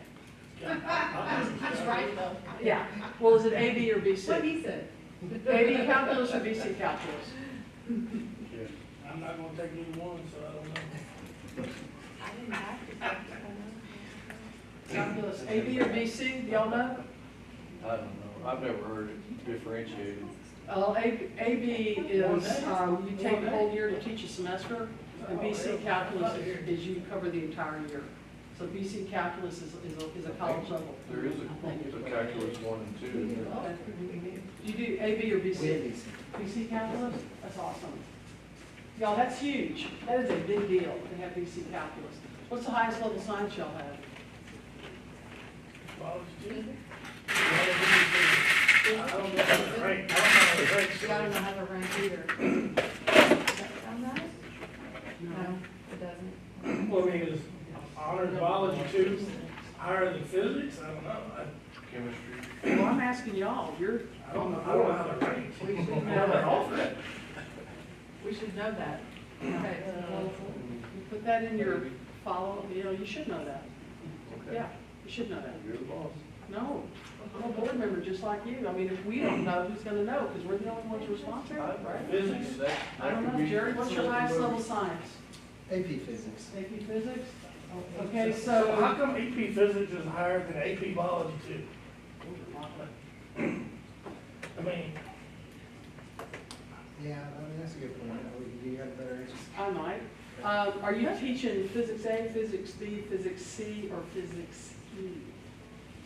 What level physics? I don't know the answer. Yeah. to the question. You go up higher, you have Physics A, you have Physics B, you have Physics C, which is well, my an question is, engineering. what makes physics higher than AP Biology too? Like, I would never have taken physics ever, because my mind doesn't think that way, but I'd have taken all the biology classes Yeah. I could. Yeah. Physics, if you look at course sequencing, your physics is your highest level. Your physics is your highest level. Question for you, what's your average ACT score? Because that's one of the things you get, meeting Texas Success Initiative. What's your average ACT score? You know? 1039. He said That's ACT. ACT, okay, ACT score would be 20.8. I said 20. So maybe somebody wasn't listening, but what's your average SAT score? I think that's 1100, so I didn't. I would guess lower than that, probably 1080. 1039. In 1920, we were 1081. In 2021, we were 1039.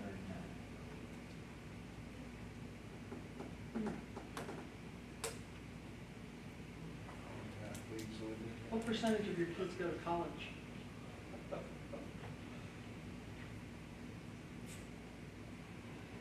Let me pull up the paper report. Do y'all do National Clearinghouse? Yeah, we do. That give you, And percent you college report, growth? and you can, yeah, but as far as the last, I don't remember, I don't think I paper. Percent college growth. So y'all, National Clearinghouse tells you if, where your kids are going to school and what percentage. And then it also tells you what's the most important thing. It's not just going to college, but do they persist? Right. Are they coming home after a year? Are they ready? Clay, you had a chance, man, you could have answered all these questions, man. I know you had it. Idiotic in his Spending position. all my money right now. Oh, yeah, I'm right for that.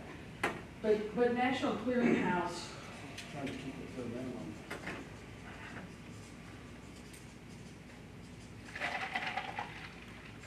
will tell you those two things.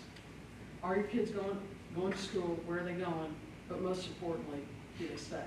Are they prepared? Think about it, it's approaches versus needs. As a WISD kid, when they go sit in the classroom in college, are they able to compete and win and stay and graduate in 4 years unless they take a victory lap or 2? Okay? College ready. So tell me about your dual credit. What do y'all offer in dual credit?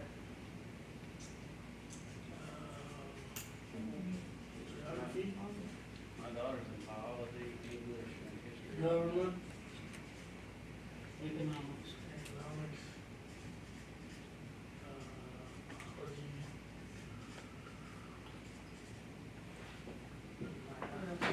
do the math, I'm just trying to remember which one.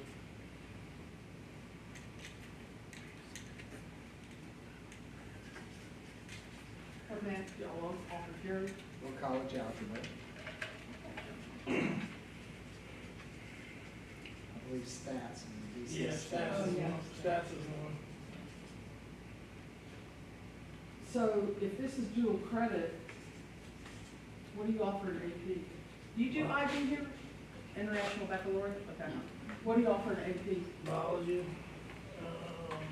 Physics. geography, right? That's the freshman, entry level US freshman. history. Yeah, US history. Sorry, I keep talking, I'm sorry. Is there She's looking, that's why she's looking at me like that. Give me the side. AP, No, I'm sorry, no, but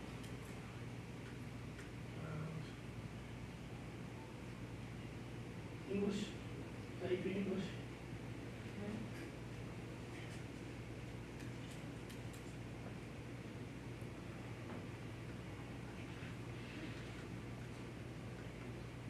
You don't know where to add, Jared? think the two histories. Actually, it's a dual credit. Government, they kind of- Welding classes. There you go, Kim. What other AP? Dual credit, human geography. That's what I said, yeah, I said geography earlier. Not fair to younger kids going through all this. So I saw, you know, like I said, when I was driving up this awesome campus area, I saw the Global High School. Can anybody talk to me about the importance or where dual credit and AP, you know, y'all's perspective on if you've got a global high school that I guess is college, Early college. early college. College high school. Yeah. Talk to me about early college, high school, dual credit, and then the AP. When y'all did that, what was the intentionality behind that? That was before all of our times, but, The So- going back to talking to a former trustee that was involved in the formation of Global, it had something to do, Kim, correct me if I'm wrong on this, you remember, there was an emphasis on teaching kids, was it a certain foreign language, right? Yeah, It it was was supposed to be. Mandarin Chinese or something, right? Uh-huh. That was what the original focus charter was that. And first generation college. That's our, Yeah. Female, primarily Hispanic females. Well, and as it was explained to me, it was supposed to be for kids, you know, I don't know what to say. the model It for had the college high school. There were lots of. But the model has changed. It's I for mean, people that couldn't afford college as well. Yeah. Economically. It was more. the district was picking up the tab. Okay. And it was open to, anybody could apply to go there, you didn't have to live in the district. Okay. So it's open enrollment? Correct. No longer. No longer. So what's the focus of the global high school now? Seems like associate's So, degree. yeah, obtaining an associate's degree at no cost. How many do you guys, is it 9 through 12? Is it? Mhm. Yes. How many kiddos do you have? About 350. Yeah, 358, I believe, just saw them. Graduated this child, 100. And you just graduated shy of 100. That's awesome. Where do the kids go after the, and this is just A lot of them go to UT Tyler. UT It's Tyler? one of the predominant schools. there's a pipeline Uh-huh. there. That's fantastic. Do you have a credit recovery high school too, in Yes. addition to that? Mhm. Okay. Oh, that's right, because you do about 180 kids a year. That's fantastic. 178 is how many we did last year. Wow. It's high school of choice is what it's called. It's next door.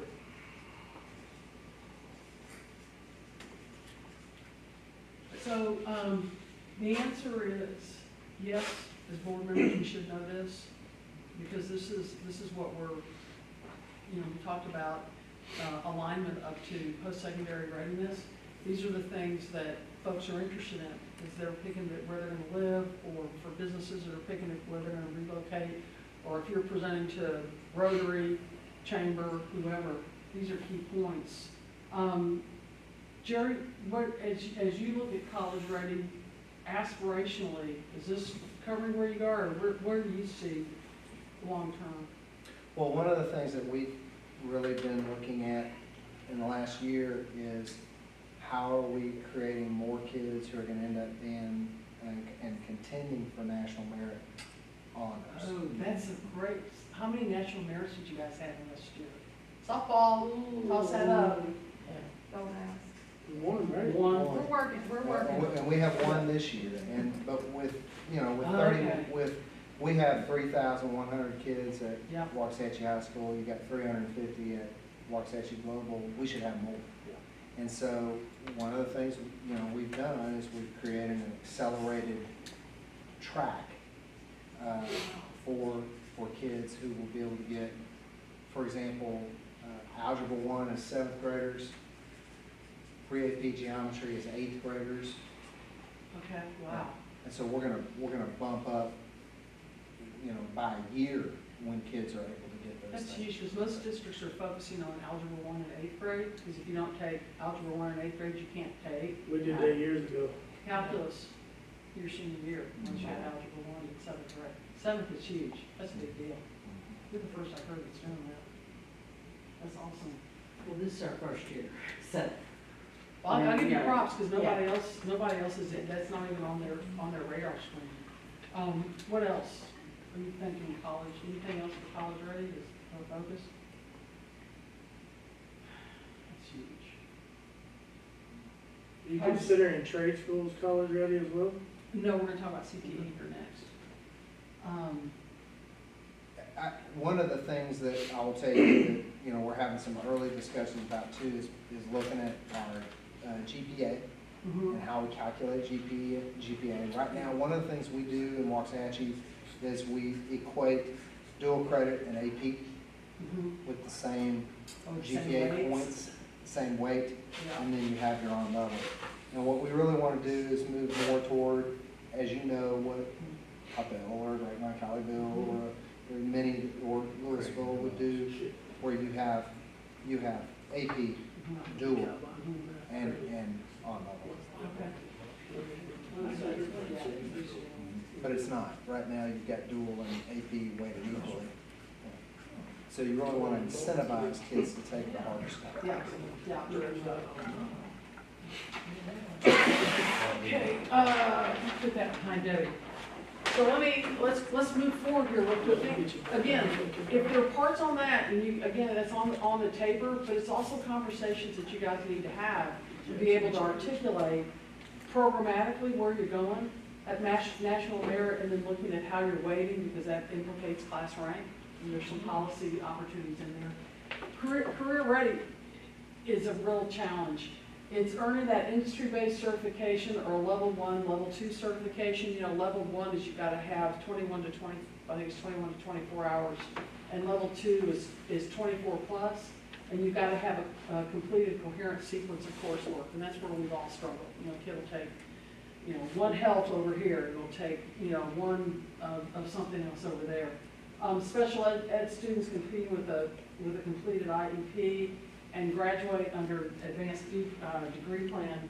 But your outcomes bonus, you've got to meet the TSI criteria. Again, going back to reading and math, you've got to be prepared. And then second, earning that industry-based certification or level 1 or level 2.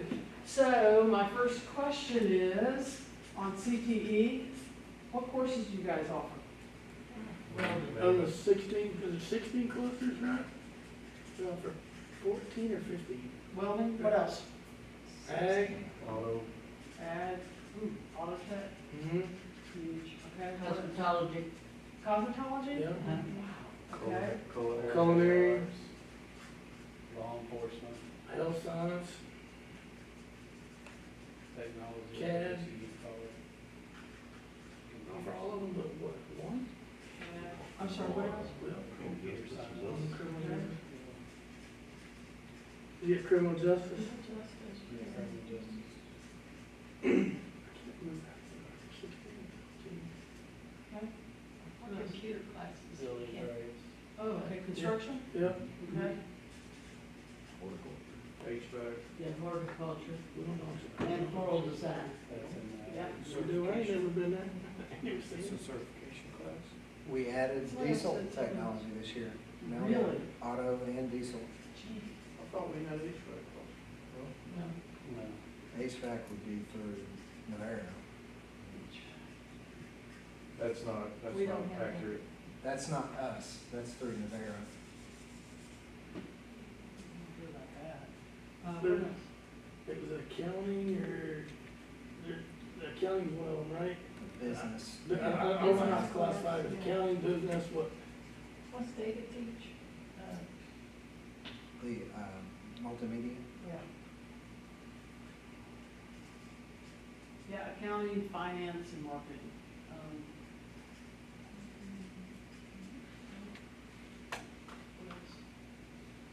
What else? is there 16 or 7? I can't remember the number. I believe believe it's 16 Desi, but now it's 14. And I know at one time we offered all of them, and I thought we backed off of one, but maybe we didn't. We offered all of them. I don't think we backed off. Is there a split to the health sciences? You know, like, You can get more than one, certification yeah. through them, but I think you generally call that a coherent sequence of health science. Well, we'll come back to the other two. Question for you, how do you know these are the right ones for your kids? How did y'all come up with these decisions? Most of them been around quite a while. We don't know. Yeah, a lot, but to me, it's numbers driven. Okay. Are all of them fully enrolled? Well, Working? The Yeah. overwhelming majority of them are. Okay. Are we at 92% of all students at Waxahachie High School are Take CTE some class? kind of CTE class, yeah. What a great statistic to share. I have not heard that. Wow.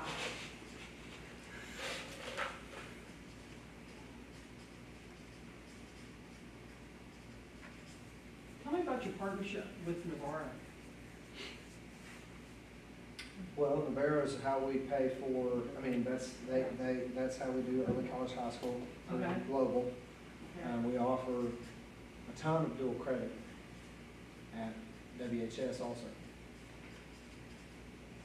Do they have, does their staff come on board, or is your staff certified to teach dual credit?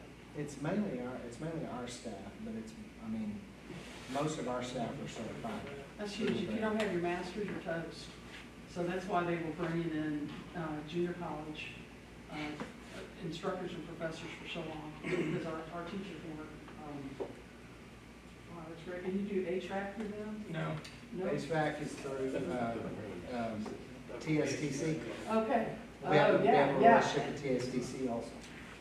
Holy cow. TSTC is actually how we do the diesel technology. Wow. So do they have the same partnerships with other districts around y'all, or do y'all have the most Navarro? robust partnerships? Navarro, TS, Navarro and TSTC have relationships with several of the districts. really robust with you guys. Yeah, with local. Yeah.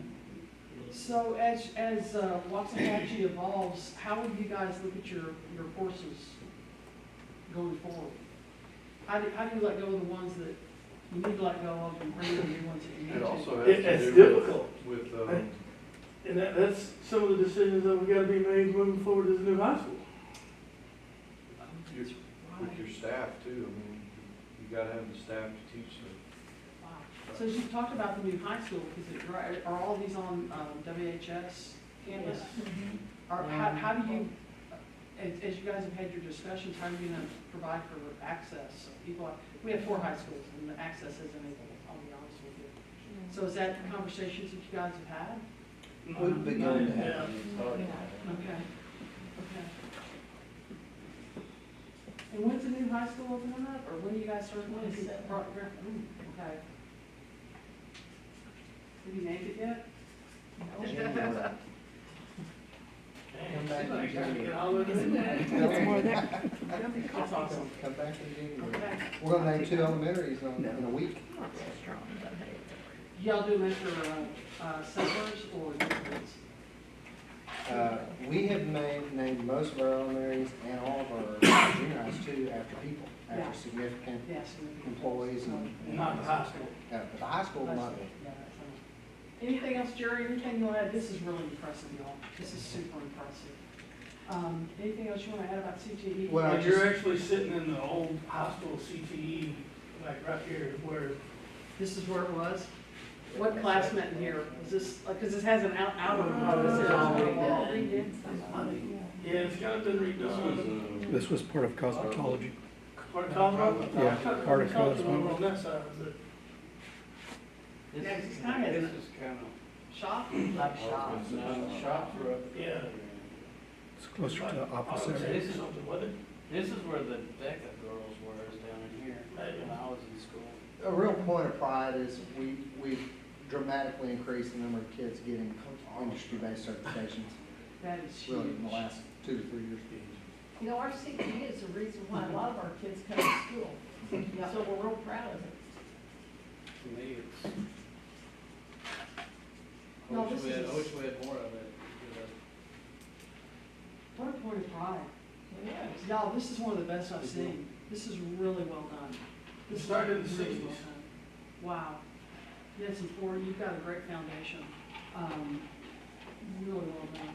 I'll put this up against most of the districts. Fantastic, congratulations. Okay, so if we go on, school progress, I know this is near and dear to your heart because this deals with what? Oh, it's all throughout your. Right, but the big key here is growth. Yeah, growth. I mean, that's all throughout your balanced scorecard. And there's two parts to school progress. This is when you talk about individual kids. This is the academic growth, and again, you guys saw this before in your review with your C&I folks. But as you go up, you earn points for as the kids go from approaches to meets or masters, and from meets to masters. The challenges for those kids that are at masters is you've got to keep them up there, because if they drop, they go down. When you talk about growth here in Waxahachie, what is the board's feeling on individual student growth? What is y'all's aspiration for kids when it comes to growth, their individual growth? Every student grow every year. How much do they grow every year? Have y'all had this? Limitless. Can't measure that. Can't measure that. Well, it starts with going to the next grade level, that's where Okay. it starts, but you don't limit that as your expectation. Okay. So if you think about it, every child is entitled to at least a year's worth of growth. So that means that, you know, some kids are gonna get a year, year and a half, somebody can get 2 years, but when you got the kids up at master, every kiddo on this continuum is entitled to a year's worth of growth. And that's where, you know, our job and the difficulty of the work comes in, is ensuring that every kid gets a year's worth of growth. We talked about, do y'all have any Title I schools?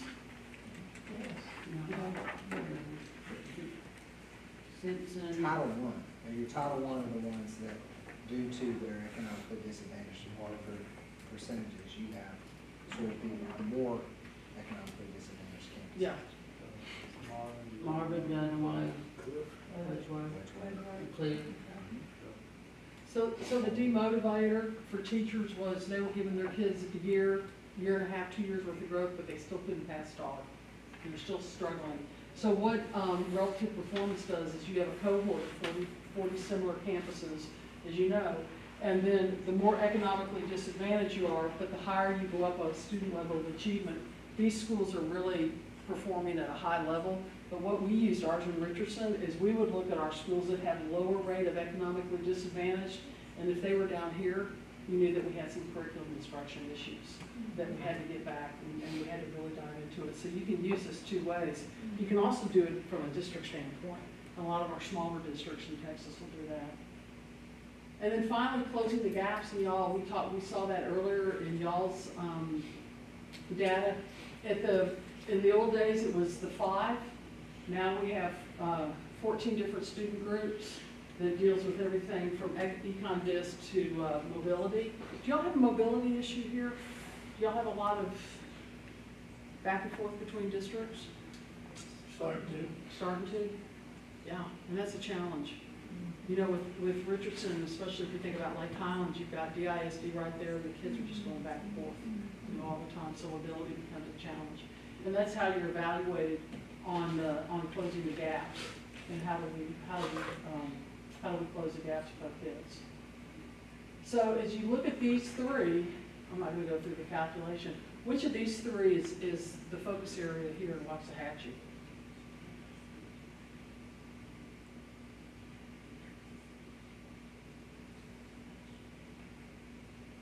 That says school progress. Okay? Other thoughts? Kim, thank you for stepping out. Why did you say school progress? Well, because we need the academic growth and that's where we are. Now, we need each student to close the gap, so that's a difficult decision. Big challenge. Jerry, what is your perspective on that? Absolutely, we have hung our hat on growth. Yeah. And it's just based upon the belief that if we're growing every kid, then, you know, your student achievement follows. Yep. Student achievement and closing the gaps. And again, you know, we hear a lot about, you know, we're gonna raise all boats. Well, some boats have to be raised a little higher, a little faster. So we may be raising the boats, but we're gonna raise them at different levels. The biggest shift for us, what we're finding when we talk to, when we look at our data, is that we have focused so much on little Jerry and little Clay that we were trying to get to passing. Right. We focused so much on the kids who maybe were underperforming that we were ignoring little Debbie, who was already a high flyer. She was a high flyer, but she's not growing in her classrooms because she's always done fine. Yeah. She does fine in spite of whatever we do. Right. And that's one of our biggest issues, is we haven't done enough to grow those kids who are already high achieving kids. That is a huge challenge, is how does every child feel sure that they're gonna have their year's worth of growth. That's huge, y'all. That's huge. All right, TexasSchools.gov, they changed us up, fantastic data dive for your district, but also for other districts. And then data interactions, a new website that is tied to Texas Schools, and you can go back to 2021. You can look at your data. You can disaggregate it by ethnicity, econ disc, special ed, at risk, gifted and talented. But these are great things. I might have looked at Plano once or 15 times, you know, but just to see. And that's a good question. Who do y'all benchmark against? What was the second one, data? Data interaction. Data Data interaction. interaction. You just put that in Google and it'll come right up. So who do you guys benchmark against? Region 10. Districts like ours. Okay, which one? I mean, I can tell you which ones we looked at. I mean, you know, which ones do you guys benchmark? I mean, that's common knowledge. It's not a secret. But who do y'all benchmark against? Personally, I would like for big in Ellis County personally. Okay, And what then are Mansfield those? also. That'd be, who'd that be? Red Oak, Midlothian, Okay. Ennis. That's who the community benchmarks us. Yeah. That's not who we benchmark. Yeah, And exactly. Mansfield. There's a difference. Okay. Who do y'all, Is it Comal, Hayes County, that's one district. Yeah, we favor, we look a lot demographically like New Braunfels. Yeah. We look a lot- Hayes Consolidated, We look like Lubbock Cooper. yeah. Hayes Consolidated one on? Hayes is a little bigger than we are. I'm just trying to think off the top of my head. Those are the two that come to mind. Yeah. There are three others on that list that when we pull, you know, we'll compare how our staffing looks Yeah. compared to theirs. Yeah. You know, are we overstaffed or understaffed? Generally, we're overstaffed. That's kind of been one of our challenges. Well, and that's a big thing, Justin, your point, is looking outside of just our backyard.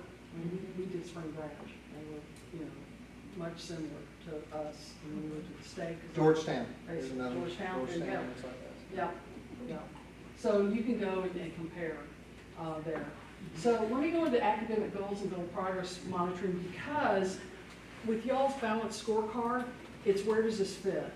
So the 60 by 30, the one thing that I just want to pull up here, so the 8th grade class of 2006, of which Wade was a part of, by 2017, only 19% of those kids have gone on to get some type of post-secondary degree or certification.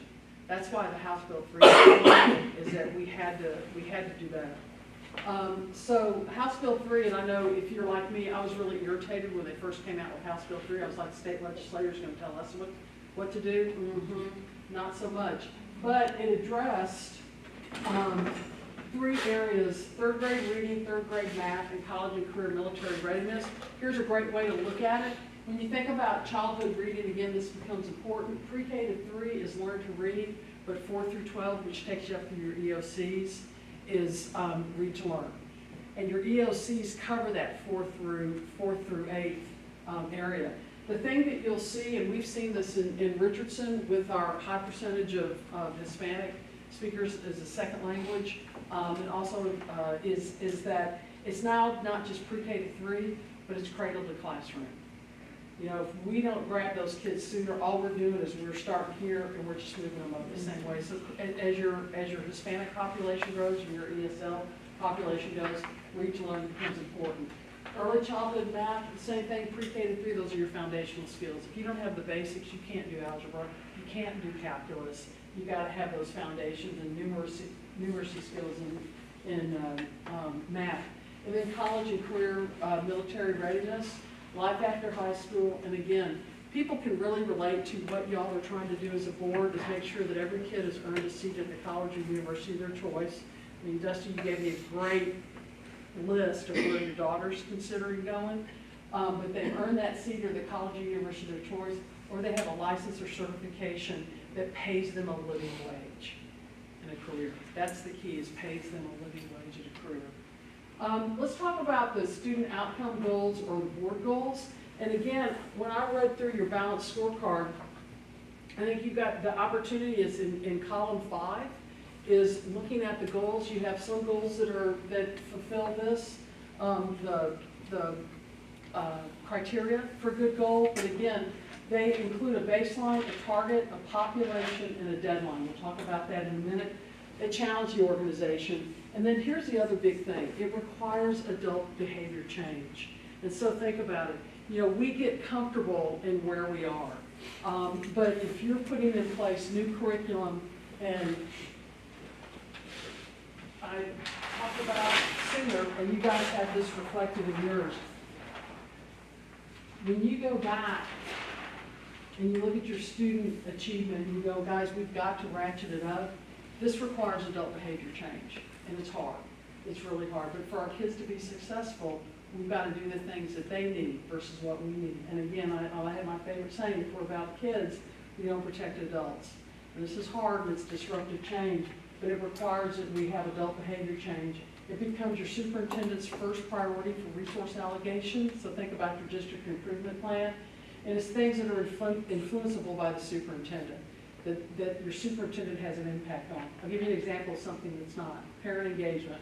We'll have 100% of parents involved in parent engagement. Unless Jerry gets in the bus and goes and picks up all the parents, gets in a yellow dog, that's not going to happen, okay? You can do your best thing, but you'll never have 100%. So it's got to be adult behavior change, it's the first priority, and that he can also impact. So when you look at the goals, you think about population, the groups of kids who are going to be impacted, or the initiative that's measured, your goal starting point, your baseline, what your target is.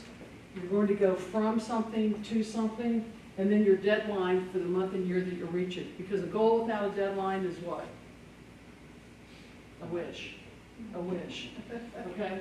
So these are actually goals that I picked off of folks' websites. Increase the percentage of students reading on grade level. We have no idea what kids, how many kids, what grade level.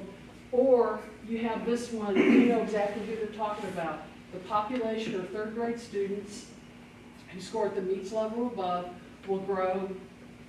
Here's your baseline, here's your target, and there's your end date. Okay, so it aligns with the House Bill 3 requirements of us for progress monitoring and tracking. So here's the House Bill 3, which we're all required to do for third grade reading, third grade math, and college and career military readiness. Your balanced scorecard that you guys put together is a great roadmap, okay, to make that happen. I wish every district, I wish Richardson had had this. And then what this does is this becomes your fifth column where you have your long-term desired outcomes. And if you remember, we started this well, actually we started in 2018-19. You know, that was our baseline year that we had interrupted with COVID. What districts are doing now is some of them are finishing up 2024 and then they're going to start another 5-year period, or there are districts that are starting their new 5-year goal setting this year. So that's up to the board and working in concert with Jerry to say, how is it broken out by student group that you guys want to make that happen? Okay? Doesn't replace what it is, but it will really add to what you already have in your balanced scorecard. And again, we'll come back next year when we see those numbers increase. A thought on this, and you're not unlike, you know, 40% of the districts in Region 10 have a superintendent who's been there 3 years or less. And what's happening is they're coming in and having to do a lot of curriculum and instruction upgrades. And so when you think about setting your goals as you go forward, really when you're putting in place a lot of instruction changes, is what you need to think about is it's going to take, and Dr. Stone shared this with us, 18 to 24 months to see results.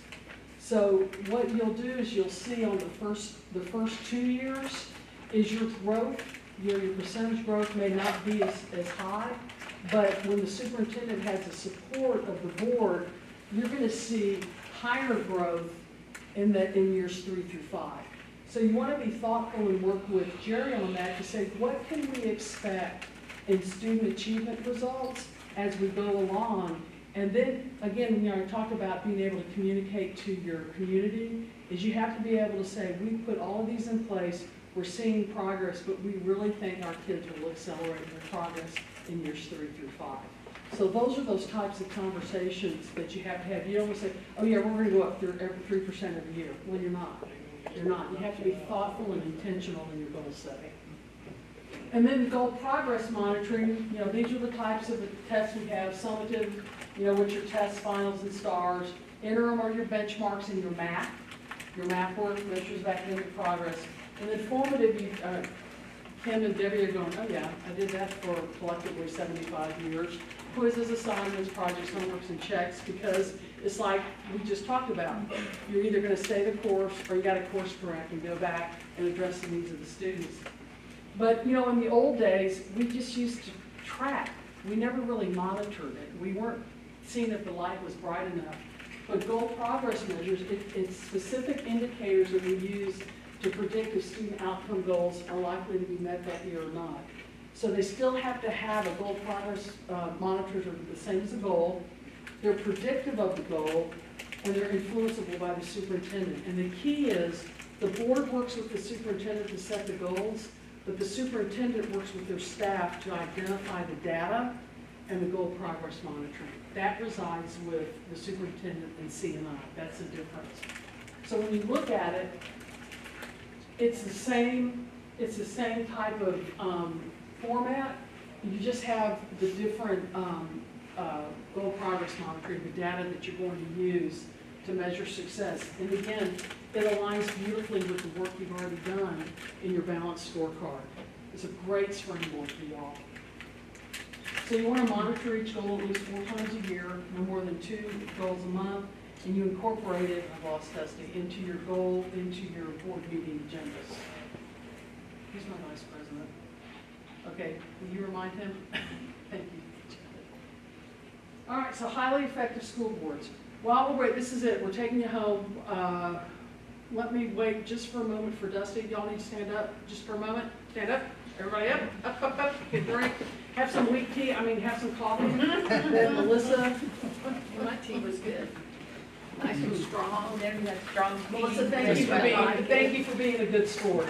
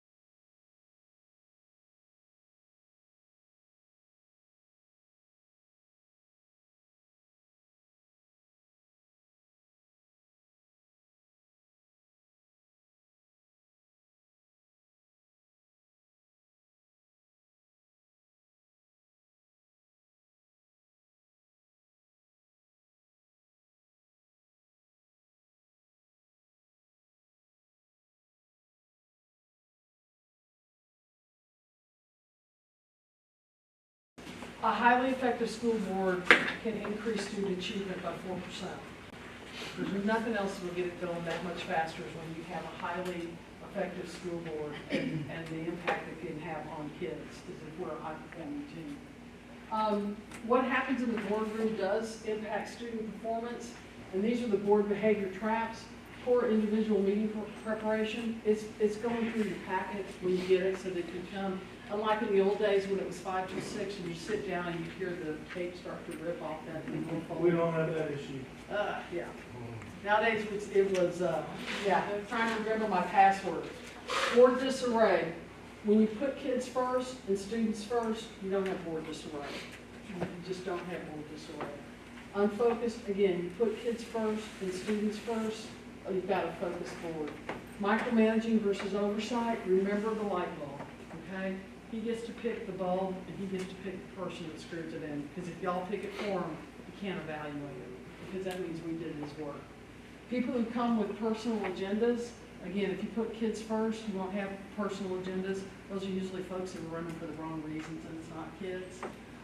Not respectfully listening to colleagues.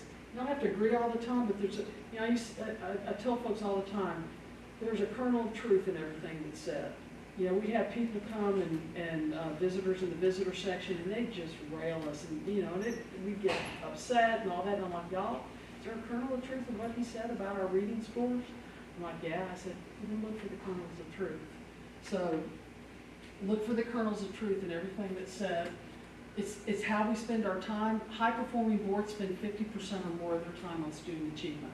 And I mean, that's your aspiration, is 50. And it can be when you're talking about a bond or the next, you know, whatever it is you're doing. How do you connect that back to academics? Okay. And then let's focus on policy. Making sure that we're focusing on the what versus focusing on the how, because that resides with the superintendent. I'm not going to read these to you, but these are characteristics of high-performing boards. And if you look at them, you know, and it's the inverse of what I just showed you, it goes back to like those 5 things that we're supposed to do. They're so simple, but they're so spot on. This is what high-performing boards look like when you watch their videos.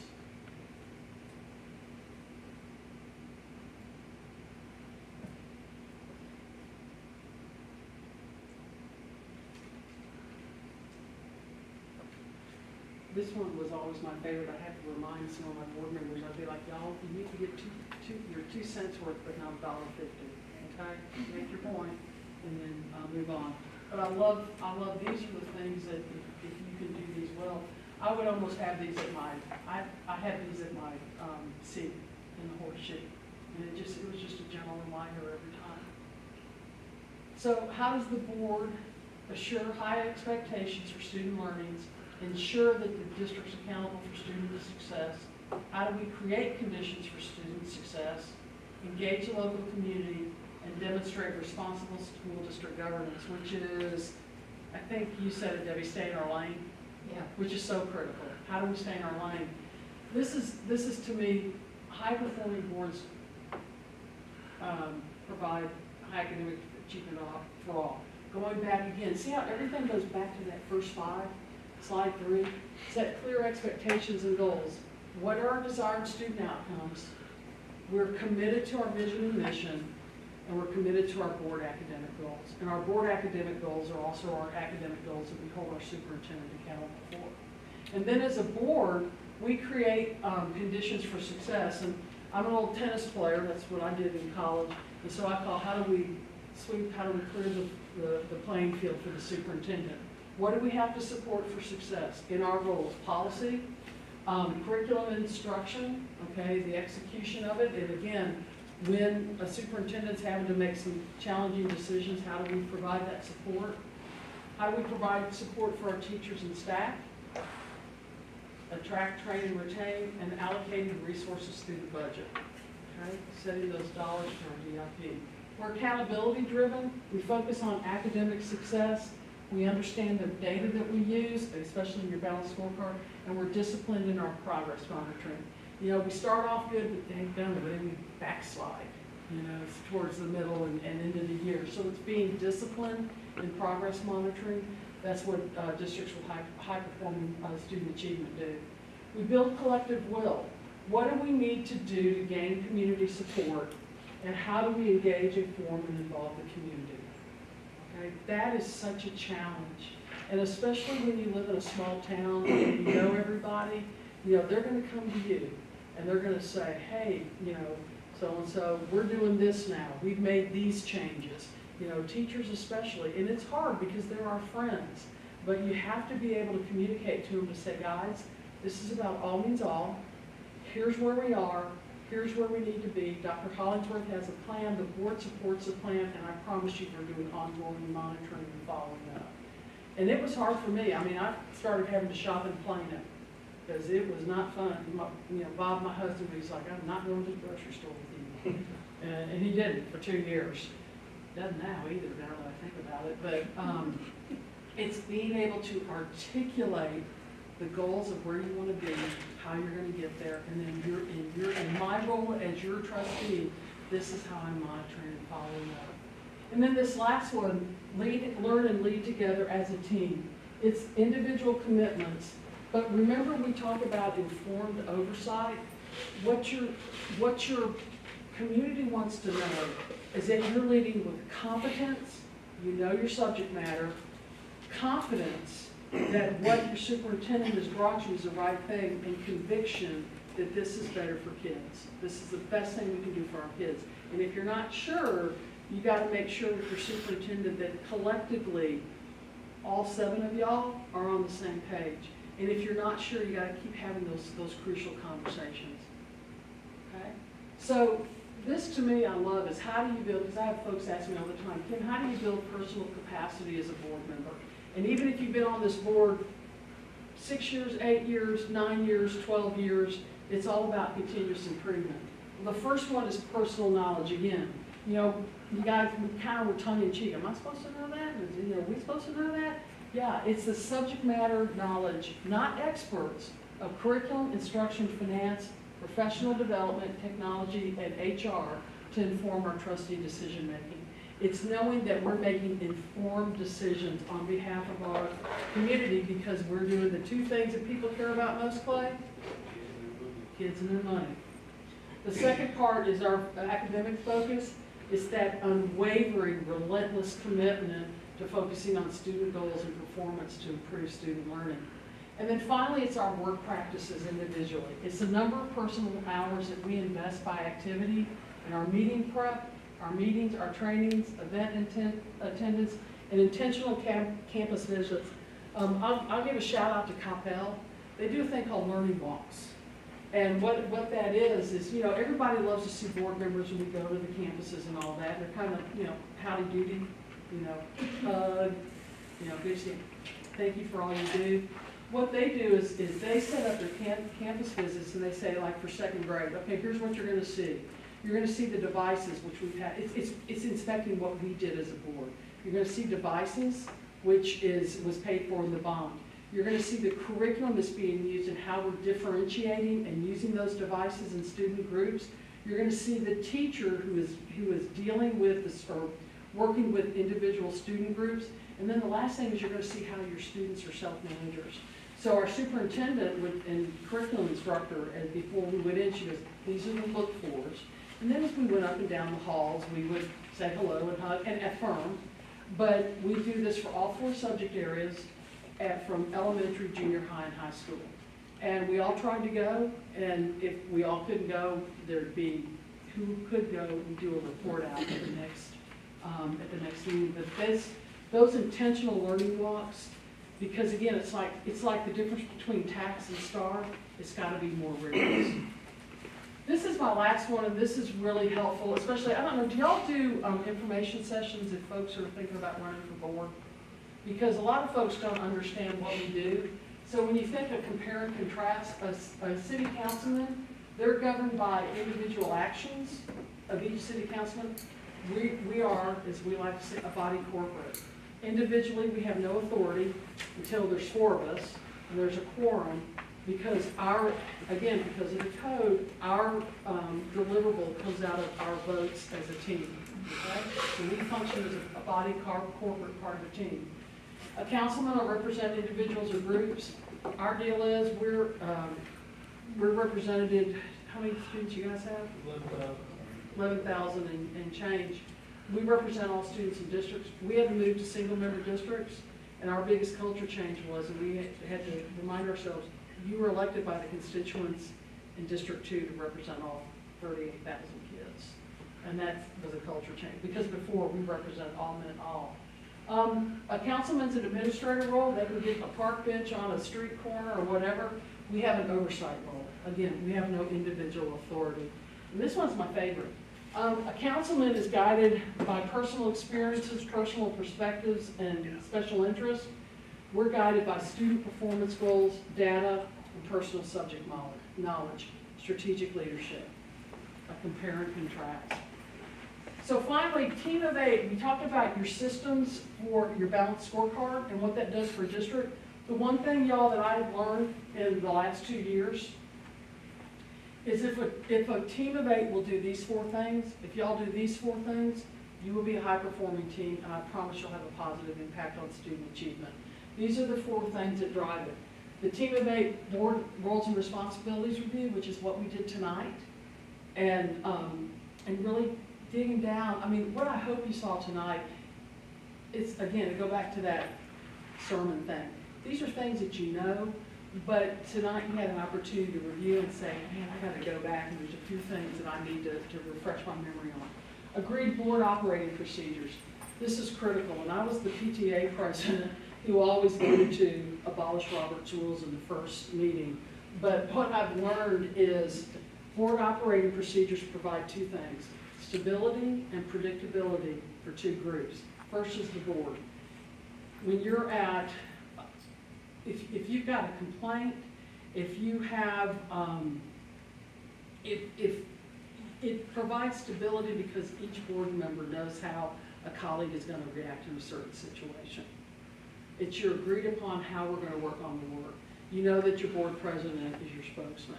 You know that if you've got a complaint from someone who works for the district or a parent, you help guide them through the proper procedures and protocols. So it's all about how we work on the work. And ideally, you should, at the end, we all did your next to last meeting of the year is you elect your officers. This is sometimes scheduled. You elect your officers. You review your vision, mission, and goals. That's huge because we don't do that. And then the third thing is that's when you readopt your board operating procedures. So that gives, you've done your work ahead of time. Regular board self-assessment, we did 2 in 14 years. I wish we would have, but we never found one that we liked. And I'm not looking for work, believe me, I got all the work I need. But I wrote one that's 12 questions. And it's an opportunity for a board to answer those. It goes back to your board purpose. And from that, you can identify 2 or 3 goals that you want to work on for the year. And then finally, the superintendent evaluation process. Again, that goes back to hire the superintendent, but just as important is evaluate their success. And that's the one thing that we have, it's not the only thing we have local control over, but in other states, they have a prescribed instrument and tracking and like T-tests and P-tests, but you want to make sure that you have a superintendent evaluation process that evaluates your goals, but also evaluates the systems that you have in place to attain those goals. So, and you got great systems. So, with that, I always finish my, you did it, thank you. You guys were awesome. I always finish my presentation, or my work, with a little exercise I call one word. So, if you would give me one word, we've gone through all of this tonight, one word of how you're feeling at the end of this. Thank you so much, 2 hours and 35 minutes that we've gone through. You've been awesome. And I'll try not to call on you. Inspired, okay. John, tell me a little about that, inspired. Well, you need these things periodically to recharge, I think, and refocus on what your job is as a board member. Thank you. Mine's focused. Okay. Tell me about that, Dustin. Trying narrows down what we should be prioritizing. Okay, that's great. I'd say learn, just a number of things you said, that I thought I should know, Yeah. especially stuff that got community members and we watch Yeah. what we've done. Know and share. Yeah. Yeah.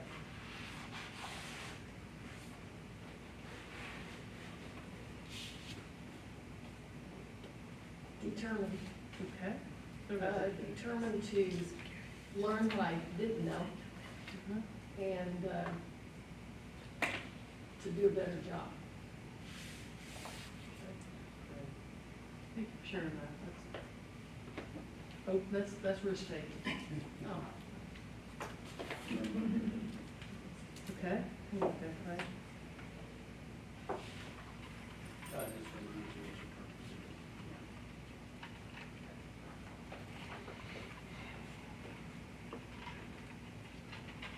The word that keeps coming to my mind is intentional. Okay.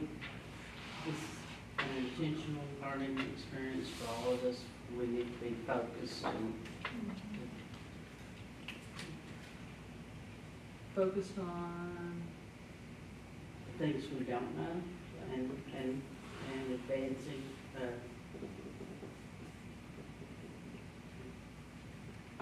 there are a lot of things that in the past I've been more, focused on and that I've let go astray and, but that is in our role as a board member to be, because we're the ones that allocate resources and deliver.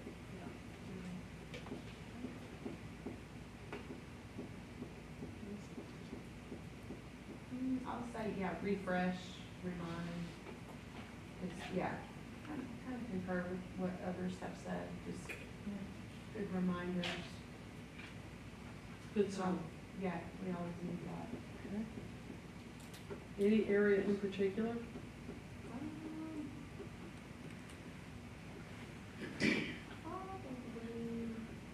in learn, in knowing, I'm making notes here. The good, the good stuff that we need to know for the community, I think that's important. And So that we're knowledgeable, I mean, they look to us for answers and. Share the good stuff. I mean, how we should be able to start off, hey, we've got, this percentage of kids that did this, or our average SAT score is this, and, that sort of thing. There's good stuff. Mm-hmm. Jerry, you get to share your one word. Yeah, my one word is affirmed. And, when you go through and you talk about the things that we need to be able to do as a board, and as a team, I'm affirmed in the steps we've already taken. I'm affirmed in the work we've already done. I wrote three things that I want to do as a result of what we talked about here tonight. Number one is, as part of my board update, I want to share tidbits with you guys, just like what you talked about. Yeah, right. Tidbits about SAT performance that you're able to turn around and share, with the community.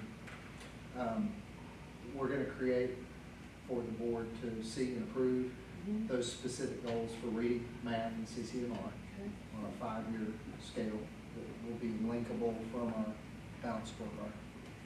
And then I'd really like to work with you for a subsequent coming back to look at our board operating procedures. Because I know y'all did that, Dusty, right before I got here. I think it's something we need to look at, revisit. that's what I wrote down too. Well, can I just tell y'all, this is a much different board at 7:41 than it was at 5 o'clock.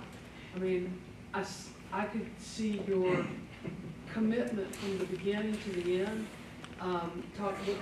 Focusing on why you're here, which is to serve, your student academic achievement,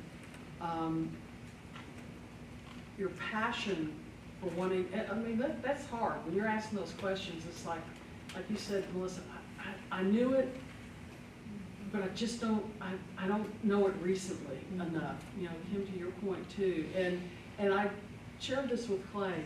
You can see the passion in the heart that you guys have for Waxahachie. This is meaningful to you. I mean, this community is a special community. It really is. And how lucky and blessed you are to be able to do what you love every single day. Because, you know, I'll share with you my favorite quote from Catherine Brown, who's at the Washington Post. To love what you do and know that it matters, what could be more fun? And if you think about it, to love, to have passion about what you do, the kind of passion that wakes you up in the middle of the night, and you can't wait to get going the next day, to love what you do, and what do? We give kids and families hope for a better life, every kid. And know that it matters. It matters to that child, to his parents, to our community, to our state, and to our future. And what could be more fun?